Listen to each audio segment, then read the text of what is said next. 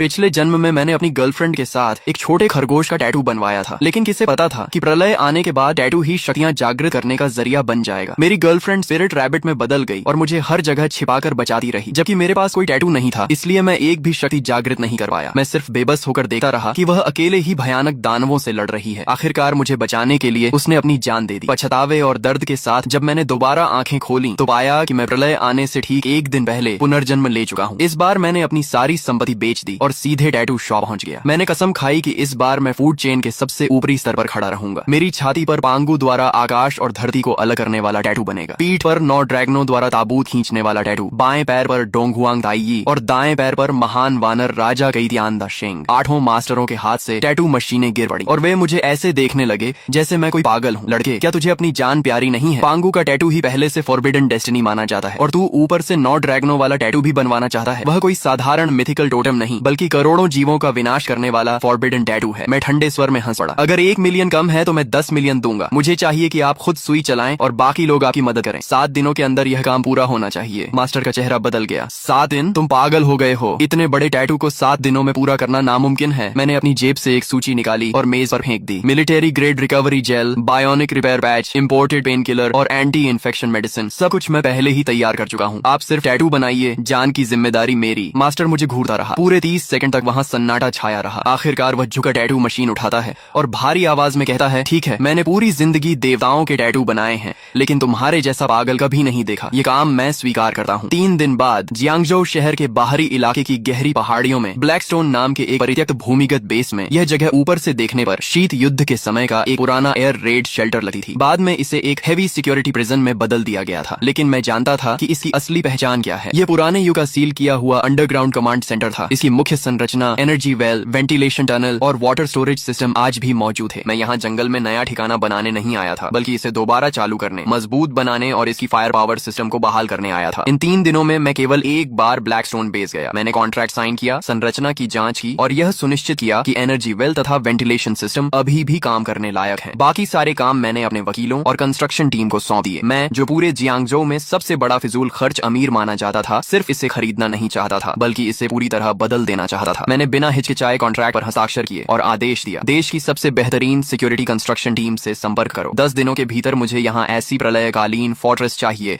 जिसमें एक मक्खी भी घुस न सके। 5 मीटर ऊंची मिलिट्री ग्रेड अलॉय वॉल, करोड़ों टन दबाव झेलने वाला blast proof gate, top level ecological circulation system और नीचे सील की गई एनर्जी अलॉय फैसिलिटीज, सब कुछ रिपेयर करके दोबारा चालू किया जाए। मैंने 100 मिलियन नकद निकाल दिए। 10 दिनों के भीतर पूरा पैसा ट्रांसफर कर दिया जाएगा। पैसों की चिंता मत करो, मैं 3 गुना मजदूरी दूंगा। 24 घंटे लगातार काम चलेगा। मेरे एक के बाद एक आदेशों के साथ पूरा जियांगजो हिल उठा। इसी दौरान टैटू शॉप में मास्टर खुद मेरे शरीर पर सुई चला रहा था, जबकि उसके 3 शिष्य रंग भरने, लाइन खींचने और त्वचा साफ करने में मदद कर रहे थे। मेरी पीठ पर बने 9 ड्रैगनों वाले टैटू में पहली काली ड्रैगन की आकृति पूरी हो चुकी थी। हालांकि उसकी आंखें अभी नहीं बनाई गई थीं, लेकिन फिर भी उससे एक अजीब दबाव महसूस हो रहा था। मेरे दोस्त शू शियाओ दाओ बगल में बैठा था। उसकी बाईं बांह पर बना नज़ा का टैटू लगभग पूरा हो चुका था और बेहद भयानक दिखाई दे रहा था, जबकि जियांग शिंगई बगल के निजी कमरे में था, जहां एक महिला टैटू आर्टिस्ट उसके 9 स्वर्गीय देवी वाले टैटू की बारीकियां पूरी कर रही थी। मेरा फोन लगातार मेरे पास रखा था। स्क्रीन पर वकीलों, एजेंटों, कंस्ट्रक्शन टीम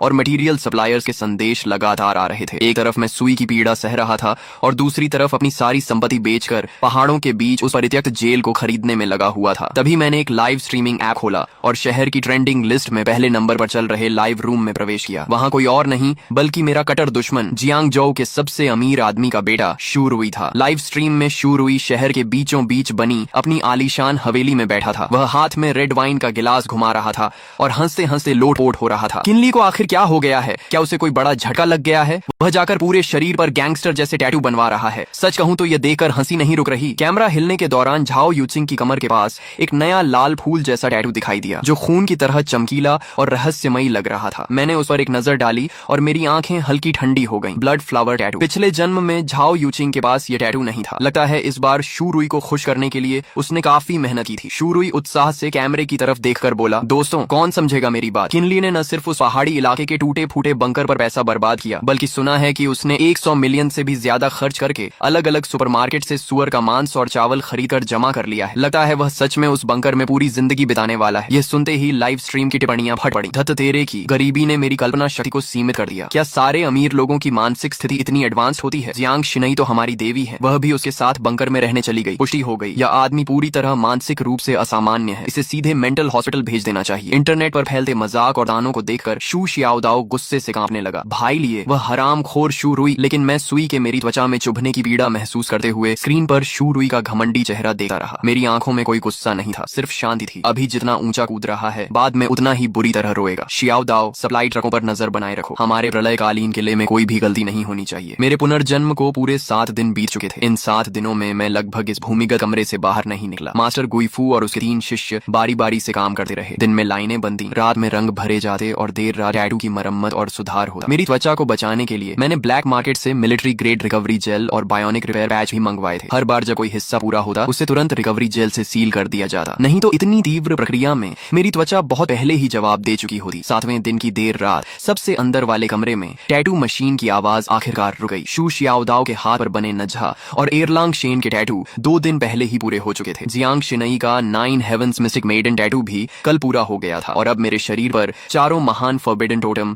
आखिरकार पूर्ण हो चुके थे। छाती पर पांगू द्वारा सृष्टि निर्माण, पीठ पर 9 ड्रैगनों द्वारा ताबूत खींचना, बाएं पैर पर डोंगहुआंग ताई और दाएं पैर पर महान वानर राजा। मास्टर गुइफू ने दस्ताने उतारे और मेरे शरीर पर बने चित्रों को देखकर लंबी सांस छोड़ी। पूरा हो गया। जिंदगी भर टैटू बनाए हैं, लेकिन इतना बड़ा काम कभी नहीं किया। पांगू, 9 ड्रैगन, डोंगहुआंग ताई और महान वानर राजा, सिर्फ इस एक सेट के दम पर पूरे जियांगजोउ के टैटू जगत में कोई भी मेरे गुइफू से ऊपर होने का दावा नहीं कर सका। मैं कुर्सी से उठकर आईने के सामने खड़ा हो गया। 4 फॉरबिडन टोटम मेरे सीने, पीठ और पैरों पर फैले हुए थे। हर रेखा प्राचीन, भारी और धारदार लग रही थी। खासकर पीठ पर बना 9 ड्रैगनों वाला टैटू। 9 काले ड्रैगन दोनों ओर लिपटे हुए ऊपर उठ रहे थे। उनकी चमकदार शल्कें एक दूसरे पर चढ़ी हुई थीं। 9 पूंछें पीठ के बीचों बीच मिल रही थीं और एक प्राचीन काले ताबूत को खींच रही थीं। उस ताबूत पर रहस्यमयी जंजीरें लिपटी हुई थीं। हालांकि वह सिर्फ एक टैटू था, लेकिन उसे देखते ही दिल पर एक अजीब दबाव महसूस होता था। शू शियाओदाओ मेरे चारों ओर घूमकर देखने लगा और अनायास ही निगल गया। ये बहुत खतरनाक लग रहा है। अगर मैंने इसे अपनी आंखों से बनते हुए न देखा होता तो मुझे लगता कि यह रात को खुद ही जीवित हो जाएगा। मैंने कपड़े पहनकर अपने सारे टैटू ढक लिए। अभी ये सिर्फ टैटू हैं, लेकिन जब लाल चांद उतरेगा तभी ये सच में जागेंगे। शियाओदाओ चौंक गया। लाल चांद? मैंने कोई जवाब नहीं दिया, बस फोन निकालकर समय देखा। लाल चांद के आने में अब सिर्फ 12 दिन बाकी थे। चलो ब्लैकस्टोन बेस चलते हैं। अब समय आ गया है कि हम अपने प्रलयकालीन किले का निरीक्षण करें। 2 घंटे बाद हम जियांगजोउ शहर के बाहरी पहाड़ी इलाके में स्थित ब्लैकस्टोन बेस पहुंच गए। वहां का प्रारंभिक निर्माण पूरा हो चुका था। भूमिगत वेंटिलेशन सिस्टम,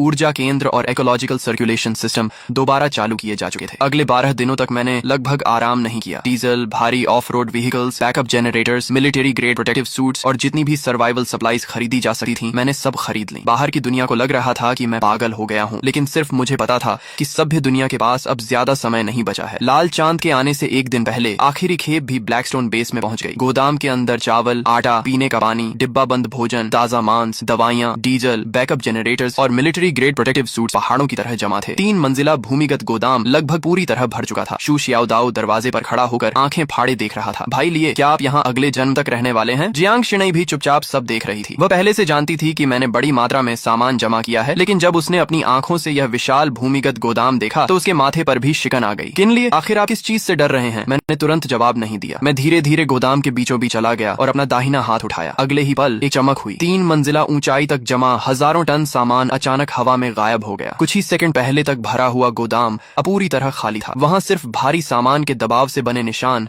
और हवा में बची डीजल तथा अनाज की गंध रह गई थी। शू शियाओदाओ वहीं जम गया। पहले उसने पलकें झकाईं, फिर आंखें मल लीं और आखिर में दौड़कर गोदाम के बीच पहुंच गया। खाली जमीन के चारों ओर 3 चक्कर लगाने के बाद वह अचानक मेरी तरफ मुड़ा। उसकी आवाज तक बदल गई थी। धत तेरे की, सामान कहाँ गया? इतना बड़ा गोदाम भरा हुआ था। मैंने बस एक बार आंख बंद करके खोली और हजारों टन सामान गायब हो गया। यह कोई जादू है क्या? जियांग शिनई की प्रतिक्रिया शियाओदाओ जितनी नाटकीय नहीं थी, लेकिन उसकी हमेशा शांत रहने वाली आंखों में भी साफ झटका दिखाई दे रहा था। वह धीरे धीरे मेरे सामने आकर खड़ी हो गई। भाई लिए, आखिर ये सब क्या है? मैं कुछ देर चुप रहा। अब सच छिपाने का कोई मतलब नहीं था। लाल चांद के आने में 24 घंटे से भी कम समय बचा था। उन्हें सच्चाई जाननी ही थी। मैंने धीरे से कहा, ये एक पॉकेट स्पेस है। इसका संबंध मेरे शरीर में हुए कुछ विशेष बदलावों से है। पुनर्जन्म की बात मैंने अभी पूरी तरह नहीं बताई। भरोसे की कमी नहीं थी, लेकिन अभी बहुत ज्यादा सच बताना उनके मानसिक दबाव को बढ़ा देता। मैंने आगे कहा, तुम्हें सिर्फ इतना जानना है कि यह स्पेस बड़ी मात्रा में सामान स्टोर कर सकता है। इसके अंदर समय लगभग रुक जाता है। खाना खराब नहीं होगा, दवाइयाँ एक्सपायर नहीं होंगी, डीजल, हथियार और कीमती धातुएं भी लंबे समय तक सुरक्षित रह सकती हैं। शू शियाओदाओ का मुंह खुला का खुला रह गया। तो आपने इतना सारा सामान गोदाम में रखने के लिए नहीं खरीदा था, बल्कि अपने साथ लेकर चलने के लिए खरीदा था। भाई लिए, आखिर आप हमसे क्या छिपा रहे हैं? मैंने गहरी सांस ली और धीरे से कहा, कल रात जब लाल चांद आसमान में उतरेगा तब तुम सब कुछ जान जाओगे। कल रात ठीक 12 बजे आसमान का चांद खून की तरह लाल हो जाएगा। जाएगा। उसके तुरंत बाद धरती की गहराइयों से काला धुंध निकलेगा और पूरी दुनिया को ढक लेगा। सभी जानवर और पौधे पागलों की तरह म्यूटेट हो जाएंगे और इंसानों को खाने वाले राक्षस बन जाएंगे। पौधे जीवित लोगों को निगल जाएंगे। शहर कुछ ही घंटों में अपना सारा ऑर्डर खो देंगे और मानव सभ्यता एक ही रात में ढह जाएगी। गोदाम के अंदर मौत जैसी खामोशी छा गई। शू शियाओदाओ के होंठ हिले, लेकिन इस बार उसने कोई मजाक नहीं किया, क्योंकि अभी कुछ मिनट पहले ही उसने अपनी आंखों से हजारों टन सामान को हवा में गायब होते देखा था। उस दृश्य ने उसकी पूरी समझ और तर्क को तोड़ दिया था। जियांग शिनाई ने भी कोई विरोध नहीं किया। वह सिर्फ मेरी आंखों में देखती रही और धीरे से बोली, सबूत। मैंने शांत स्वर में जवाब दिया, जो तुमने अभी देखा वह उन्हीं सबूतों में से एक है, और दूसरा सबूत तुम्हारे शरीर पर बने टैटू है। जियांग शिनाई ने अनायास अपने शरीर पर बने टैटू की तरफ देखा। मैं आगे बोला, लाल चांद की ऊर्जा इंसानों के शरीर पर बने टैटू को सक्रिय कर देगी। वे साधारण टैटू नहीं रहेंगे, बल्कि असली टोटम एवेटार बन जाएंगे। सामान्य टैटू सिर्फ सबसे साधारण फिजिकल एनहांसमेंट देंगे। भयानक पशुओं के टैटू बीस्ट ट्रांसफॉर्मेशन की शक्ति देंगे, जबकि मिथिकल टोटम असली एवेटार जागृत करेंगे। जितना अधिक प्राचीन और पूर्ण टोटम होगा, उसकी डेस्टिनी उतनी ही शक्तिशाली होगी और जागृत होने के बाद उसकी ताकत उतनी ही भयानक होगी। शू शियाओदाओ अचानक समझ गया, तो आपने मुझे नजहा और एयरलांग शेन के टैटू इसलिए बनवाए ताकि मैं जीवित रह सकूं? मैंने सिर हिलाया। तुम्हारे नजहा और एयरलांग शेन दोनों टॉप लेवल मिथिकल टोटम है। अगर तुम लाल चांद की अवेकनिंग को सहन कर गए तो अधिकांश अवेकनर्स से कहीं ज्यादा शक्तिशाली बन जाओगे। फिर मैंने जियांग शिनाई की तरफ देखा। शिनाई, तुम्हारा 9 heavens mystic maiden totem attack, defence, purification और बैटलफील्ड कमांड जैसी कई हाई लेवल एबिलिटीज देता है। भविष्य में मेंटल करोजन, पॉइजन, पोल्यूशन और स्पिरिचुअल इरोजन जैसी शक्तियां बढ़ती जाएंगी। उस समय तुम्हारा टोटम बेहद महत्वपूर्ण होगा। जियांग शिनाई ने गहरी सांस ली। अब उसके चेहरे से अविश्वास धीरे धीरे गायब हो रहा था और उसकी जगह तनाव ले रहा था। तो तुमने अपनी सारी संपत्ति बेची, ब्लैकस्टोन बेस खरीदा, इतने सारे रिसोर्सेज जमा किए और हमें टैटू बनवाए। ये सब कोई अचानक लिया गया फैसला नहीं था। तुम्हें पहले से पता था कि कुछ बड़ा होने वाला है। मैंने कोई जवाब नहीं दिया, लेकिन मेरी चुप्पी ही सबसे बड़ा उत्तर थी। तभी शू शियाओदाओ का चेहरा अचानक बदल गया। रुको, भाई लिए तो मेरे माता पिता का क्या? वे अभी भी शहर के दक्षिणी इलाके में अपनी रिपेयर शॉप पर हैं। मैंने तुरंत कहा, घबराओ मत, मैंने पहले ही लोगों को उन्हें लेने भेज दिया है। शू शियाओदाओ स्तब्ध रह गया। क्या कहा? मैंने फोन स्क्रीन उसकी तरफ घुमा दी। उस पर सिक्योरिटी कॉन्वॉय का रियल टाइम वीडियो चल रहा था। एक काली आर्मर्ड बिजनेस व्हीकल पुराने दक्षिणी इलाके की सड़क पर खड़ी थी। दरवाजा खुला और 2 ब्लैक कॉम्बैट यूनिफॉर्म पहने हुए सुरक्षाकर्मी एक मध्यम आयु के दंपति को अंदर बैठा रहे थे। आदमी की लंबाई साधारण थी, उसकी त्वचा धूप में जली हुई थी और उसके हाथों पर वर्षों तक गाड़ियों की मरम्मत करने के कारण तेल और ग्रीस के निशान जमे हुए थे। उन्हें देखते ही शू शियाओदाओ की आंखें लाल हो गईं। मैंने धीरे से कहा, मैंने ब्लैकस्टोन बेस के मेंटेनेंस और लॉजिस्टिक स्टाफ की जरूरत का बहाना बनाकर पहले ही अंकल और आंटी से संपर्क कर लिया था। उन्हें प्रलय के बारे में कुछ नहीं पता। वे सिर्फ इतना जानते हैं कि मैं उन्हें कुछ दिनों के लिए ऊंची सैलरी पर काम पर रख रहा हूँ। कन्वॉय 20 मिनट में यहाँ पहुंच जाएगी। शू शियाओदाओ के होंठ कांपे, लेकिन काफी देर तक उसके मुंह से कोई शब्द नहीं निकला। पिछले जन्म में लाल चांद के आने के बाद वह अपनी जान जोखिम में डालकर शहर के दक्षिणी इलाके में अपने माता पिता को बचाने गया था, लेकिन तब तक पूरा इलाका म्यूटेटेड रैट्स के झुंड से भर चुका था। उसे सिर्फ अपने पिता की टूटी हुई रिंच और अपनी माँ का पुराना एप्रन मिला था, जिसे वह कभी फेंकना नहीं चाहती थी। उसके बाद शू शियाओदाओ एक पागल आदमी की तरह हर दिन लड़ता और मारता रहा, जब तक कि आखिरकार वह एक बीस नेस्ट में मारा नहीं गया। लेकिन इस जन्म में मैं उसे दोबारा वह दर्द नहीं झेलने दूंगा। मैंने उसके कंधे पर हाथ रखा। चिंता मत करो, इस बार अंकल और आंटी की सुरक्षा की जिम्मेदारी मेरी है। शू शियाओदाओ ने सिर झुका लिया। उसके कंधे हल्के हल्के कांप रहे थे। काफी देर बाद उसने सिर उठाया। उसकी आंखें पूरी तरह लाल थीं। भाई लिए धन्यवाद। मैं बस हल्का सा मुस्कुरा दिया। जियांग शिनाई ये सब चुपचाप देखती रही। कुछ देर बाद उसने धीमी आवाज में पूछा, तो मेरे पिता का क्या? मैंने शांत स्वर में जवाब दिया, जियांग अंकल अभी पूरी तरह सुरक्षित हैं। तुम जानती हो कि तुम्हारे पिता जियांग चेंगयुआन ड्रैगन नेशन के शीर्ष एनर्जी रिसर्च एकेडमिशियन हैं। आधा महीना पहले ही उन्हें सेना द्वारा राजधानी के अंडरग्राउंड बेस में ले जाया गया था, जहां वे highest level energy core project पर काम कर रहे हैं। वह जगह इस समय पूरे ड्रैगन नेशन की सबसे सुरक्षित जगहों में से एक है। यह सुनकर जियांग शिनाई ने राहत की सांस ली। फिर मैंने थोड़ी देर रुकर कहा, जहां तक तुम्हारी माँ की बात है, मेरी आवाज धीमी पड़ गई। जियांग शिनाई की माँ का कई साल पहले बीमारी के कारण निधन हो चुका था। यह हमेशा उसके दिल का सबसे गहरा घाव रहा था। जियांग शिनाई ने आगे कोई सवाल नहीं पूछा। उसने बस हल्के से सिर हिला दिया। मैं समझ गई। मैंने उन दोनों की तरफ देखा और गंभीर आवाज में कहा, अब से ब्लैकस्टोन बेस पूरी तरह बंद रहेगा। कोई भी इस बेस से बाहर नहीं जाएगा। शू शियाओदाओ ने गहरी सांस ली और सिर हिला दिया। जियांग शिनाई ने भी अनजाने में अपनी पीठ पर बने 9 हेवंस मिस्टिक मेडन के टैटू को छुआ। मैंने सिर उठाकर बेस के बाहर फैली रात की ओर देखा। सारी तैयारियां पूरी हो चुकी थीं। अब सिर्फ सही समय का इंतजार था। अगली सुबह ब्लैकस्टोन बेस के अंडरग्राउंड लिविंग एरिया में शू शियाओदाओ के माता पिता को सबसे सुरक्षित लिविंग कैबिन में रखा गया था। शू जियानगुओ अपनी जवानी में सैनिक रह चुके थे। हालांकि उन्हें यह नहीं पता था कि क्या होने वाला है, लेकिन बेस की सुरक्षा व्यवस्था देकर उन्होंने तुरंत महसूस कर लिया कि कुछ असामान्य है। उन्होंने ज्यादा सवाल नहीं किए, बस शू शियाओदाओ के कंधे पर हाथ रखकर कहा, प्रेसिडेंट चिन के साथ रहो और मेहनत से काम करो। दूसरी ओर ली गुइलान सुबह से ही किचन में व्यस्त थीं। उन्होंने हम सबके लिए गर्मा गर्म डम्पलिंग्स का एक बड़ा बर्तन तैयार किया। शू शियाओदाओ खाते खाते आंखें लाल कर बैठा, लेकिन कुछ बोला नहीं, क्योंकि प्रलय आने से पहले घर का ऐसा गर्म खाना खा पाना बहुत से लोगों के लिए आखिरी सपना साबित होने वाला था। पिछली रात ही मैं सारी बची हुई सप्लाईज को पॉकेट स्पेस में रख चुका था। ब्लैकस्टोन बेस का आखिरी हेवी कार्बन अलॉय गेट भी तड़के पूरी तरह सील कर दिया गया था। पूरा अंडरग्राउंड फोर्ट्रेस रोशनी से जगमगा रहा था। वर्षों से बंद पड़ा अंडरग्राउंड एनर्जी कोर अब पूरी क्षमता से चल रहा था। मॉनिटरिंग स्क्रीन पर बाहर की दुनिया का 360 डिग्री व्यू दिखाई दे रहा था। शू शियाओदाओ हाथ में डंपलिंग्स का कटोरा लेकर मॉनिटर देख रहा था, जबकि जियांग शिनई विशाल स्क्रीन के सामने खड़ी होकर बाहरी डिफेंस सिस्टम की जांच कर रही थी। उसके शरीर पर बना 9 हेवंस मिस्टिक मेडन का टैटू पूरी तरह ठीक हो चुका था। उसकी ठंडी और शांत आभा में अब एक तेज धार जैसी शक्ति जुड़ गई थी। उसी समय मेरे फोन पर ट्रेंडिंग न्यूज का नोटिफिकेशन आया। शू रुई ने फिर से लाइव स्ट्रीम शुरू कर दी थी। स्क्रीन पर वह अब भी शहर के बीचों बीच बने अपने आलीशान विला में एक भव्य पार्टी कर रहा था। क्रिस्टल शैंडलियर्स, शैंपेन टावर, संगीत, सुंदर लड़कियां और अमीर घरानों के युवक युवतियां पूरे माहौल को अत्यंत शानदार बना रहे थे। मैंने समय देखा, लाल चांद के आने में अब 1 घंटे से भी कम समय बचा था। शू रुई ने झाओ यूचिंग को अपनी बाहों में लेकर कैमरे की तरफ देखा और हंसते हुए बोला, दोस्तों देखा आपने, वह पागल के लिए अब तक शायद किसी पहाड़ी बंकर में छिप चुका होगा। उसने अपनी संपत्ति बेच दी, टनों मांस और चावल खरीद लिए और जियांग शिनई को भी टैटू बनवाने ले गया। क्या उसे सच में लगता है कि दुनिया खत्म होने वाली है? झाओ यूचिंग उसके सीने से लगकर हंस पड़ी। यंग मास्टर चू, सच कहूं तो मैं भी देखना चाहती हूँ कि कल किनली अपनी बेइज्जती कैसे संभालेगा। शू रुई ने हाथ में पकड़ा वाइन ग्लास हिलाया और भी जोर से हंस पड़ा। अगर आज रात कुछ नहीं हुआ तो कल मैं खुद लोगों को लेकर उस पहाड़ी बंकर में जाऊंगा, उसका पूरा बंकर तोड़ दूंगा और फिर उसे अपने हाथों से मेंटल हॉस्पिटल भेजूंगा। लाइव स्ट्रीम में लाखों लोग हंस रहे थे। पूरा चैट रूम मजाक और तानों से भरा हुआ था, लेकिन ब्लैकस्टोन बेस के अंदर सिर्फ एनर्जी कोर की गूंज सुनाई दे रही थी। मैंने अपनी घड़ी की ओर देखा, 23:50। लाल चांद के आने में सिर्फ 10 सेकंड बाकी थे। बाहर की दुनिया अब भी जश्न मना रही थी, जबकि हमारे बेस के भीतर सन्नाटा पसरा हुआ था। 10, 9, 8। मैंने धीरे से हाथ में पकड़ा कांटा और चम्मच नीचे रख दिया। 3, 2, 1। जैसे ही काउंटडाउन समाप्त हुआ, पूरी पृथ्वी के भीतर से आती हुई एक प्राचीन और भयावह गूंज सुनाई दी। वो पूरा ग्रह जोर से कांप उठा। लाइव स्ट्रीम में अभी तक हंस रहा शू रुई अचानक चुप हो गया, क्योंकि उसकी विला की विशाल खिड़की के बाहर दिखाई देने वाला चमकता हुआ चांद एक पल में रक्त जैसा लाल हो चुका था। वह किसी विशाल खून से भरी आंख की तरह आसमान में लटक गया था, मानो पूरी मानवता को घूर रहा हो। इसके तुरंत बाद धरती के नीचे से घना काला धुआं निकल। Subscribe me yet? Like me yet? Comment me yet?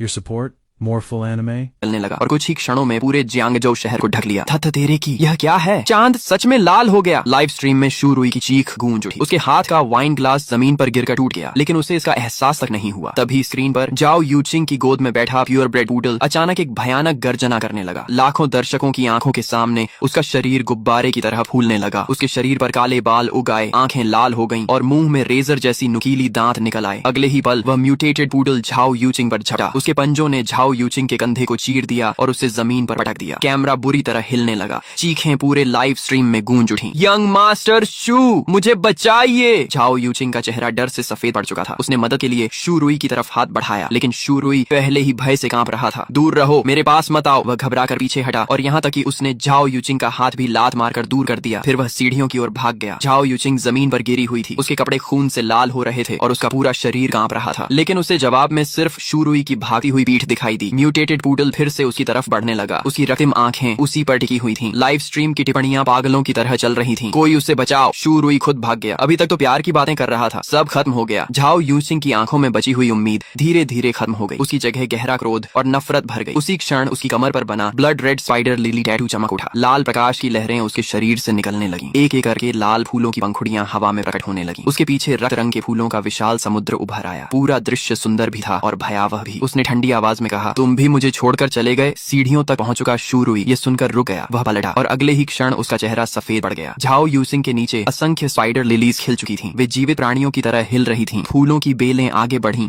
और म्यूटेटेड पूडल के पैरों को जकड़ लिया। अभी कुछ क्षण पहले तक उग्र दिखने वाला वह राक्षसी कुत्ता अब किसी दुह स्वप्न में फंसा हुआ प्रतीत हो रहा था। वह जमीन पर गिरकर कांपने लगा। झाओ यूचिंग दीवार का सहारा लेकर खड़ी हुई। उसके कंधे का घाव लाल फूलों से ढक चुका था। उसके चेहरे पर एक रहस्यमयी मुस्कान उभर आई। पूरी लाइव स्ट्रीम फट पड़ी। धत तेरे की, वह जाग गई। उसके शरीर पर फूल खिल रहे हैं। ये कैसी शक्ति है? बहुत डरावना है। अगले ही पल स्क्रीन काली हो गई। लाइव स्ट्रीम अचानक बंद हो गई। मैंने अपने फोन की काली स्क्रीन को देखा और होठों पर ठंडी मुस्कान आ गई। येलो स्प्रिंग्स, स्पाइडर लिली, फूल खिलते हैं लेकिन वापसी का रास्ता नहीं छोड़ते। झाओ यूचिंग ने इस जन्म में अपने लिए सचमुच एक उपयुक्त भाग्य चुना है। तभी शू शियाओदाओ की कांपती आवाज सुनाई दी, भाई लिए बाहर सब कुछ बिखर गया है। वह मॉनिटरिंग स्क्रीन पर दिखाई दे रहे शहर के दृश्य को देख रहा था। मैंने तुरंत कहा, बाहर मत देखो, अपने मन को स्थिर रखो, क्योंकि इसी समय लाल चांद की ऊर्जा बेस की मोटी चट्टानों को भेद कर हमारे हमारे शरीरों तक पहुंच चुकी थी। शू शियाओदाओ और जियांग शिनई दोनों दर्द से कराह उठे। लाल चांद की ऊर्जा उबलते हुए लावे की तरह उनके शरीरों में प्रवेश कर रही थी। शू शियाओदाओ की बाईं बांह पर बना नझा का टैटू भयंकर अग्नि में बदल गया। दाईं बांह पर बने एरलांग शेन की तीसरी आंख चमक उठी और सुनहरी रोशनी चारों ओर फैल गई। जियांग शिनई की पीठ पर बना 9 हेवंस मिस्टिक मेडन टोटम प्रकाश में बदल गया। दैवीय आभा ने उसे हवा में उठा लिया। उसका शांत स्वभाव अपवित्र और अजेय प्रतीत हो रहा था। वे दोनों जाग चुके थे। उन्होंने अवेकनिंग प्राप्त कर ली थी, लेकिन मेरे साथ जो हो रहा था वह उनसे कहीं अधिक भयानक था। मेरे शरीर में प्रवेश करने वाली लाल चांद की ऊर्जा उनकी तुलना में 10 गुना अधिक थी। अचानक पूरे अंडरग्राउंड फोर्ट्रेस में 9 गहरी ड्रैगन गर्जनाएं गूंज उठी। मेरी पीठ पर बना 9 ड्रैगन पुलिंग कॉफिन टोटम पूरी तरह जाग चुका था। 9 विशाल काले ड्रैगनों की परछाइयां मेरी पीठ से बाहर निकल आईं। उनके शरीर पर्वतों जैसे विशाल थे। उनकी शल्कें बर्फ जैसी ठंडी चमक रही थी। उनकी रक्तिम आंखें एक साथ खुल गईं। उनके पीछे एक प्राचीन काला ताबूत हवा में तैर रहा था। उस ताबूत पर लिपटी हुई लाल काली जंजीरें एक एक करके तनने लगी। एक अवर्णनीय फॉरबिडन प्रेशर पूरे अंडरग्राउंड फोर्ट्रेस में फैल गई। शू शियाओदाओ का चेहरा सफेद पड़ गया और वह कई कदम पीछे हट गया। यहाँ तक कि जियांग शिनई के पीछे खड़ी 9 हेवंस मिस्टिक मेडन एवटार भी हल्की कांप उठी, मानो उसे स्वाभाविक रूप से खतरा महसूस हो रहा हो। मेरे बाएं पैर पर बना दोंग हुआंग ताई टोटम सूर्य जैसी अग्नि से जल उठा। ऐसा लग रहा था मानो वह पूरी दुनिया को भस्म कर सका हो। मेरे दाएं पैर पर महान वानर राजा की परछाई प्रकट हुई। उसके भीतर से असीम युद्ध शक्ति फूट रही थी। स्वर्ग और धरती को चुनौती देने वाली वह शक्ति हर चीज को कुचल देना चाहती थी। चारों सर्वोच्च टोटम एक साथ जाग चुके थे, लेकिन अगले ही पल मैंने उन्हें जबरदस्ती दबा दिया। चारों फॉरबिडन टोटम बहुत अधिक शक्तिशाली थे। मेरी वर्तमान क्षमता इतनी नहीं थी कि मैं बिना किसी कीमत के उन सबको एक साथ पूरी तरह सक्रिय रख सकूं। पांगु शक्ति का प्रतीक था। 9 ड्रैगन पुलिंग कॉफिन दमन और विनाश का प्रतीक था। घर्रा म्यूटेटेड बोर किंग ने एक भयानक दहाड़ लगाई और चारों पैरों से पूरी ताकत के साथ मेरी ओर दौड़ पड़ा। उसका विशाल शरीर किसी हैवी टैंक की तरह जमीन को रौंदता हुआ मेरी तरफ आ रहा था। भाई लिए सावधान, ये लेवल 1 पीक बीस्ट किंग है। शू शियाओदाओ अनायास मेरी मदद के लिए आगे बढ़ने लगा। पीछे हटो, मैंने ठंडी आवाज में सिर्फ 2 शब्द कहे। मैं अपनी जगह से टस से मस नहीं हुआ। न मैं पीछे हटा और न ही बचने की कोशिश की। ठीक उसी क्षण जब बोर किंग के भाले जैसे नुकीले दांत मेरी छाती को भेदने वाले थे, मैंने हरकत की। कोई जटिल टेक्निक नहीं, कोई शानदार चाल नहीं। मैंने बस अपना दाहिना हाथ उठाया और मुट्ठी बांध ली। पांगु की शक्ति, मैंने मन ही मन कहा। मेरी छाती पर बना पांगु टोटम अचानक गहरे सुनहरे प्रकाश से चमक उठा। एक धुंधली प्राचीन दैत्याकार आकृति मेरी मुट्ठी पर इकट्ठी होने लगी। अगले ही पल मैंने मुक्का चलाया। धड़ाम! कई टन वजनी म्यूटेटेड बोर किंग चीखने तक का मौका नहीं पा सका। उसका विशाल शरीर कीचड़ की तरह जमीन पर गिर पड़ा। एक ही मुक्के में लेवल 1 पीक बीस्ट किंग का इंस्टेंट किल। उसी समय मेरी पीठ से 9 गहरी ड्रैगन गर्जनाएं सुनाई दी। 9 ड्रैगन पुलिंग कॉफिन की विशाल छाया मेरे पीछे प्रकट हो गई। 9 काले ड्रैगनों ने धीरे धीरे अपनी रक्तिम आंखें खोली और उस प्राचीन काले ताबूत को खींचते हुए आकाश में मंडराने लगे। 9 ड्रैगन सप्रेशन! मेरी आवाज गूंजी। गड़गड़ा! काले ताबूत की छाया हल्के से कांपी। अगले ही पल ऐसा दबाव फैला मानो नरक की सबसे गहरी खाई से कोई शक्ति निकल आई हो। पूरा जंगल उस भयावह दबाव में डूब गया। आसपास मौजूद निम्न स्तर के म्यूटेटेड बीस्ट्स डर के मारे जमीन पर गिर पड़े। जियांग शिनई मेरे पीछे खड़ी थी। उसकी शांत आंखों में भी आश्चर्य की झलक साफ दिखाई दे रही थी। मैंने कोई स्पष्टीकरण नहीं दिया। मैं सीधे मरे हुए म्यूटेटेड बोर किंग के पास गया और उसके सिर को काट डाला। उसके मस्तिष्क के भीतर से अंगूठे के आकार का एक लाल चमकता क्रिस्टल बाहर निकला। मैंने उसे अपनी हथेली में उठा लिया। बीस्ट कोर, प्रलय के बाद सबसे महत्वपूर्ण रिसोर्स। मेरे होठों पर हल्की मुस्कान उभरी। प्रलय की पहली कमाई मिल गई। मैंने उस क्रिस्टल कोर को अपने पॉकेट स्पेस में रख दिया। जैसे ही कोर अंदर गया, मुझे साफ महसूस हुआ कि पॉकेट स्पेस हल्का सा कांपा। उसका विस्तार बहुत कम हुआ था, लेकिन वह सचमुच थोड़ा बड़ा हो गया था। पिछले जन्म में इंसानों ने जल्दी ही पता लगा लिया था कि बीस्ट कोर सिर्फ अवेकनर्स की शक्ति बढ़ाने के लिए ही नहीं, बल्कि स्टोरेज स्पेस को भी मजबूत करने में सक्षम है। मैंने शू शियाओदाओ और जियांग शिनई की ओर देखा। इन सभी बीस्ट्स के कोर निकाल लो और मांस भी बर्बाद मत करना। इवोल्यूशन के बाद उनका मांस लंबे समय तक स्टोर किया जा सकता है। समझ गया? शू शियाओदाओ तुरंत उत्साहित हो गया, लेकिन तभी दूर पहाड़ी रास्ते की दिशा से अफरा तफरी की आवाजें आने लगी। बचाओ बचाओ! हमने मुड़कर देखा। लगभग दर्जन भर आदमी बुरी हालत में जान बचाकर हमारी दिशा में भाग रहे थे। वे गिरते पड़ते ब्लैकस्टोन बेस की तरफ दौड़ रहे थे। उनके पीछे चीते जितने बड़े कई म्यूटेटेड ब्लड ब्लेड मैंटिसेस उनका पीछा कर रहे थे। मैंने आंखें सिकोड़कर ध्यान से देखा। सबसे आगे दौड़ रहा आदमी मुझे पहचान में आ गया। लियू फैटी, वही कॉन्ट्रैक्टर जिसने ब्लैकस्टोन बेस के बाहरी निर्माण का काम संभाला था। पिछले जन्म में जब मैं बर्बाद हो चुका था, इसी आदमी और उसके साथियों ने मुझे और भी मुसीबत में धकेल दिया था। उन्होंने मेरा इस्तेमाल करके खुद को बचाया था। बॉस चिन, यंग मास्टर चिन, हमें बचा लीजिए! लियू फैटी चीखते हुए मेरी तरफ दौड़ा। जल्दी हमें अंदर आने दीजिए, हम सब जियांगझोउ के ही लोग हैं। आप हमें मरने के लिए नहीं छोड़ सकते। मैं वहीं खड़ा रहा और ठंडी निगाहों से उसे देखता रहा। मरने के लिए नहीं छोड़ सकता? मेरी आंखों में बर्फ जैसी ठंडक चमक उठी। पिछले जन्म में जब तुम लोगों ने मुझे धक्का देकर मौत के मुंह में भेजा था, तब क्या तुम्हें याद था कि हम सब एक ही शहर के लोग हैं? लियू फैटी स्तब्ध रह गया। वह मेरे शब्दों का मतलब नहीं समझ सका, लेकिन मेरी आंखों में जो भाव था उसे वह अच्छी तरह पढ़ सकता था। वह किसी उद्धारकर्ता की नजर नहीं थी, वह ऐसी नजर थी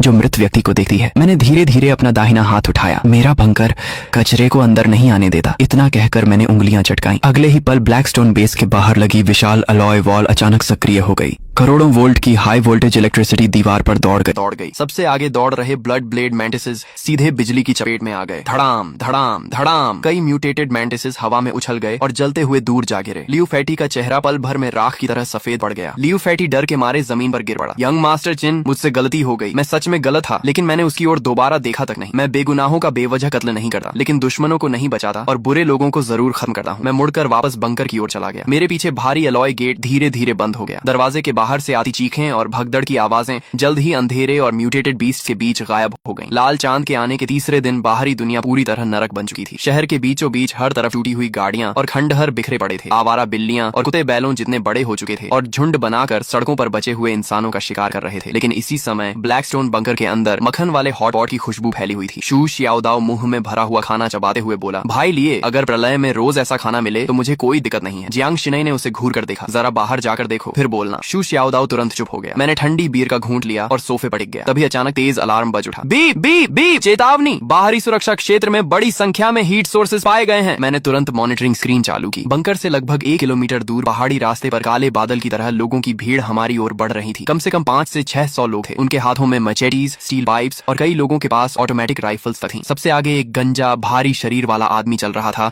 जिसके शरीर पर एक विशाल रक्तिम अजगर का टैटू लिपटा हुआ था। चिंगलोंग गैंग का सरगना लोंग वू। पिछले जन्म में यह आदमी अपने S rank blood Python totem के बल पर शुरुआती प्रलय काल में अत्याचार करता फिरता था। मुझे उम्मीद नहीं थी कि इस जन्म में वह सीधे मेरे बंकर पर नजर डाल देगा। स्क्रीन पर लोंग वू अपना विशाल चाकू कंधे पर रखे चिल्ला रहा था, अंदर छिपे कायरों, मुझे पता है कि तुमने कई जन्मों जितना राशन जमा कर रखा है। अभी दरवाजा खोलो, सारा सामान और औरतें हमें सौंप दो। अगर मेरा मूड अच्छा हुआ तो तुम्हें जिंदा छोड़ दूंगा, नहीं तो आज मैं इस पूरे बंकर को उड़ा दूंगा। शू शियाओदाओ गुस्से से खड़ा हो गया। ये हरामखोर जियांग शिनई तक पर नजर डाल रहे हैं। लेकिन मैं मुस्कुरा दिया। घबराओ मत, करोड़ों खर्च करके जो डिफेंस सिस्टम लगाया है उसे काम करने का मौका तो मिलना चाहिए। बाहर लोंग वू काफी देर तक इंतजार करता रहा। जब कोई जवाब नहीं मिला तो वह गुस्से से चिल्लाया, चेहरा दिखाने की भी हिम्मत नहीं है, रॉकेट लॉन्चर तैयार करो, इस दरवाजे को उड़ा दो। 3 रॉकेट मिसाइल्स आग की लकीर बनाते हुए बंकर के गेट से टकराई। धड़ाम धड़ाम धड़ाम, विस्फोटों की आवाज रात के आसमान में गूंज उठी। चिंगलोंग गैंग के लोग खुशी से चिल्लाने लगे, उड़ गया होगा। क्या प्रलय किला? हमारे बॉस लोंग के सामने सब कबाड़ है। लेकिन जैसे ही धुआं छंटा, सबकी मुस्कान जम गई। चांदी जैसे रंग का विशाल एलॉय गेट अब भी वहीं खड़ा था। उसकी सतह पर एक खरोंच तक नहीं आई थी। लोंग वू का चेहरा बदसूरत हो गया। फिर से हमला करो। तभी दीवार के ऊपर लगे मेटल पैनल्स धीरे धीरे खुलने लगे। कड़क कड़क कड़क। छिपे हुए कंपार्टमेंट से 12 6 barrel Gatling heavy machine guns बाहर निकल आईं। उनके काले मुंह सीधे भीड़ बट गए। मॉनिटरिंग रूम में बैठा मैं हाथ में वाइन ग्लास लिए शांत स्वर में बोला, एक बार चेतावनी दो। अगले ही पल बाहरी ब्रॉडकास्ट सिस्टम गूंज उठा, यह ब्लैकस्टोन बेस की निजी संपत्ति है, तुरंत यहाँ से चले जाओ, अन्यथा परिणामों के लिए स्वयं जिम्मेदार होंगे। निजी संपत्ति? लोंग वू हंस पड़ा। भाड़ में गई निजी संपत्ति, सब लोग हमला करो। मैंने अपना वाइन ग्लास मेज पर रखा। फायर। अगले ही सेकंड 12 गैटलिंग गन्स एक साथ गरज उठी। तड़ तड़ तड़ तड़ तड़। आर्मर पियर्सिंग बुलेट्स का तूफान पहाड़ी रास्ते पर टूट पड़ा। चिंगलोंग गैंग के लोग दर्जनों की संख्या में गिरने लगे। सिर्फ 30 सेकंड में पूरा इलाका चीखों से भर गया। 200 से ज्यादा गुंडे जमीन पर तड़प रहे थे। बाकी बचे लोग डर के मारे पीछे भागने लगे। मैं मॉनिटरिंग रूम में बैठा रहा। मेरे चेहरे पर कोई भाव नहीं था। प्रलय में कुछ लोग बचाए जाने के लायक नहीं होते। Cease fire. मैंने फायर कंट्रोल बंद कर दिया। बाहर 500-600 लोगों की भीड़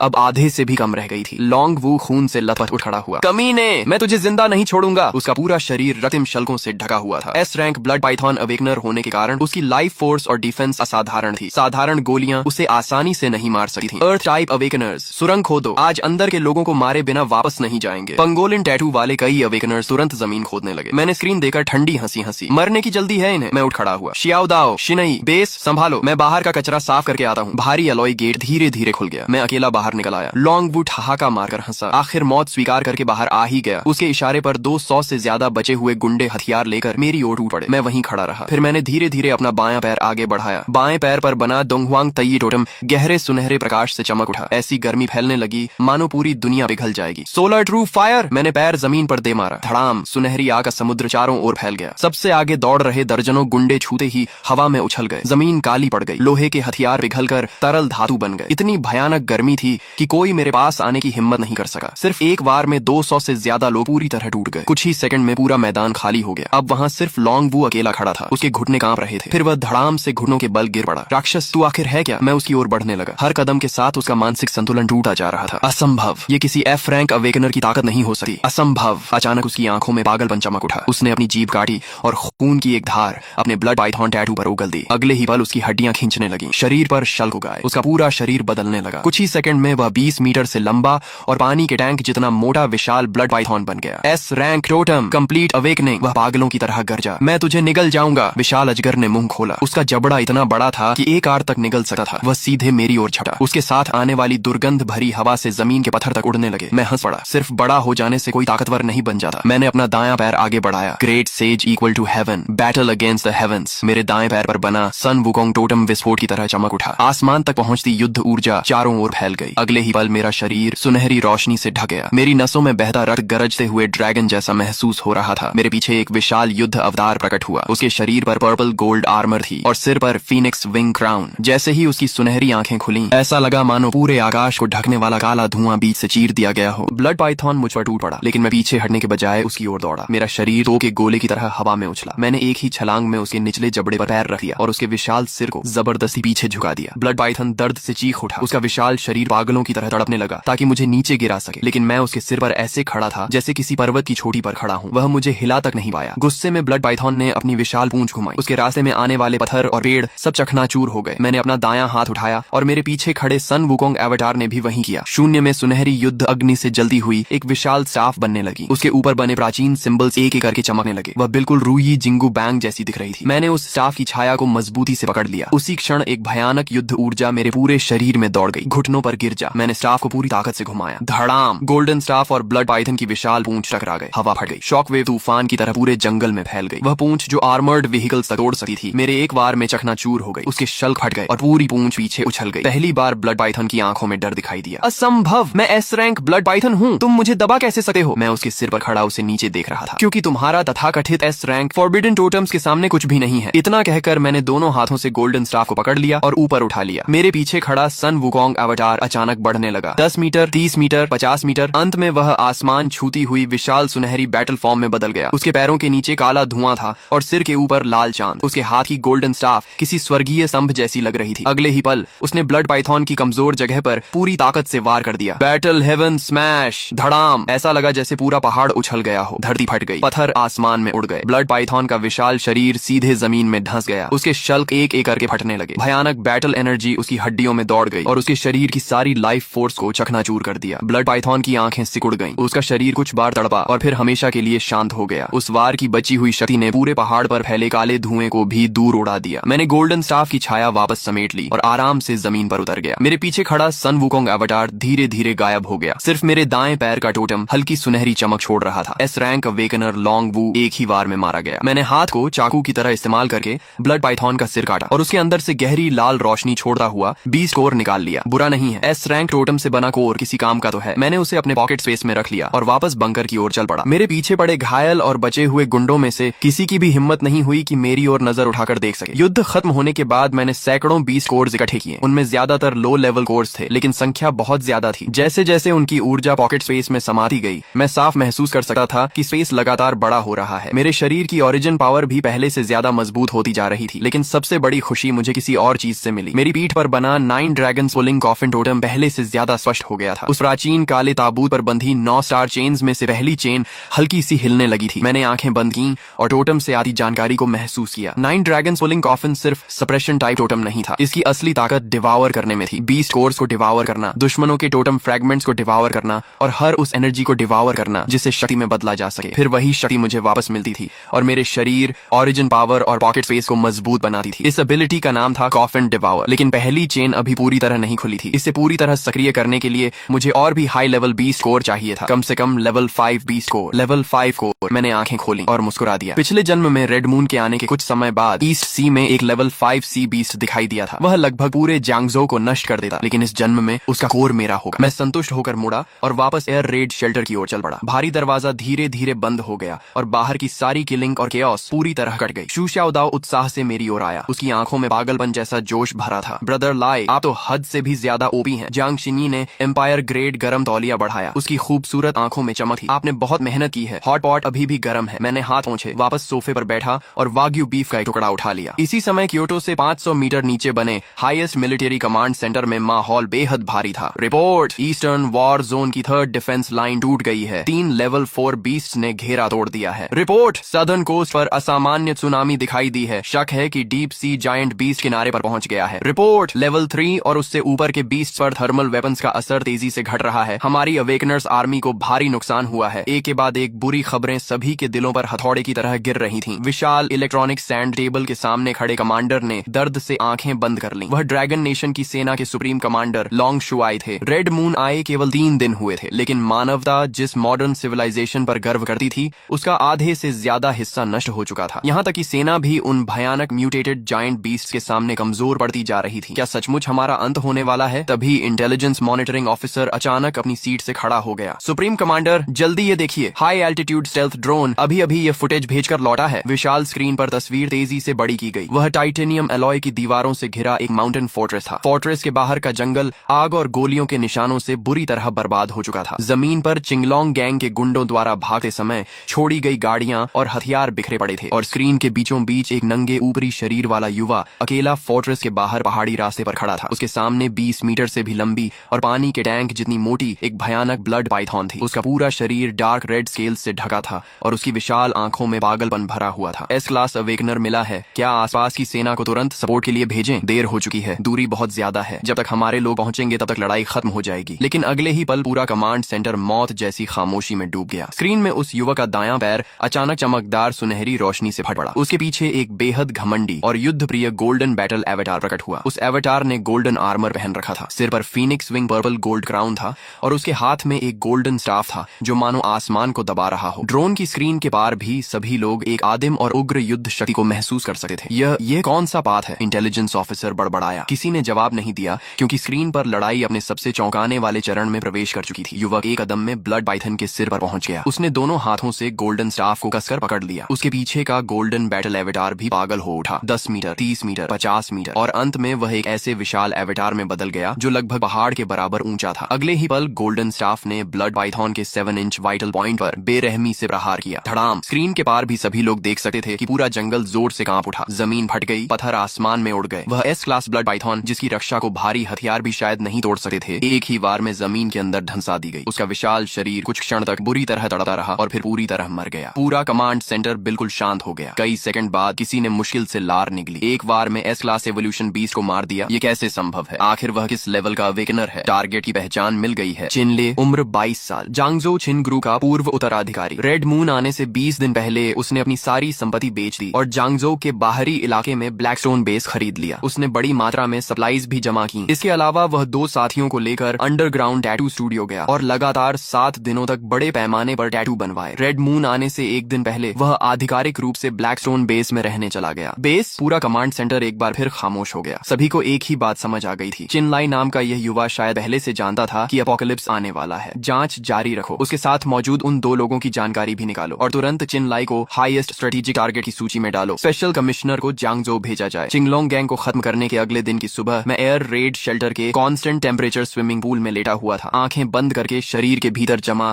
विशाल एसेंस और एनर्जी को अब्सॉर्ब कर रहा था। तभी बी बी बी तेज अलार्म की आवाज ने फिर शांति तोड़ दी। ब्रदर लाई, फिर कुछ बेवकूफ लोग मरने आए हैं। चू शाओदाओ जल्दी से पूल के पास आया और मॉनिटरिंग टैबलेट मुझे थमा दिया। लेकिन इस बार लोग ज्यादा नहीं है, केवल कुछ दर्जन, मगर उनका लीडर कोई पुराना जानकार लगा है। मैंने टैबलेट लिया और स्क्रीन पर नजर डाली। मेरे होठों पर ठंडी मुस्कान उभर आई। स्क्रीन में दर्जनों फटे पुराने कपड़े पहने हुए गुंडे हाथों में घटिया हथियार लिए पहाड़ी रास्ते से शेल्टर की ओर बढ़ रहे थे। सबसे आगे चल रहे आदमी का चेहरा गंदगी से भरा था और हालत खराब थी, लेकिन मैंने उसे तुरंत पहचान लिया। जांगजो के सबसे अमीर आदमी का बेटा और मेरी पिछली जिंदगी का दुश्मन शू रुई। रेड मून आने वाले दिन वह सिटी सेंटर के विला में लाइव स्ट्रीम कर रहा था और म्यूटेटेड टाइजी डॉग को देखकर डर के मारे बुरी तरह घबरा गया था। मुझे उम्मीद नहीं थी कि वह अपनी पीठ पर मौजूद लेवल 1 3 हेडेड हेलहाउंड टैटू की ताकत से अपोकलिप्स के शुरुआती दौर में जिंदा बचाएगा। पिछले कुछ दिनों में सिटी सेंटर पूरी तरह बीस्ट टेरिटोरी बन चुका था। उसका माउंटेन विला भी नष्ट हो गया था। दर्जनों बॉडीगार्ड्स की जान गंवाकर वह किसी तरह भागता हुआ यहाँ तक पहुंचा था। उसे अच्छी तरह पता था कि पूरे जांगजो में केवल एक जगह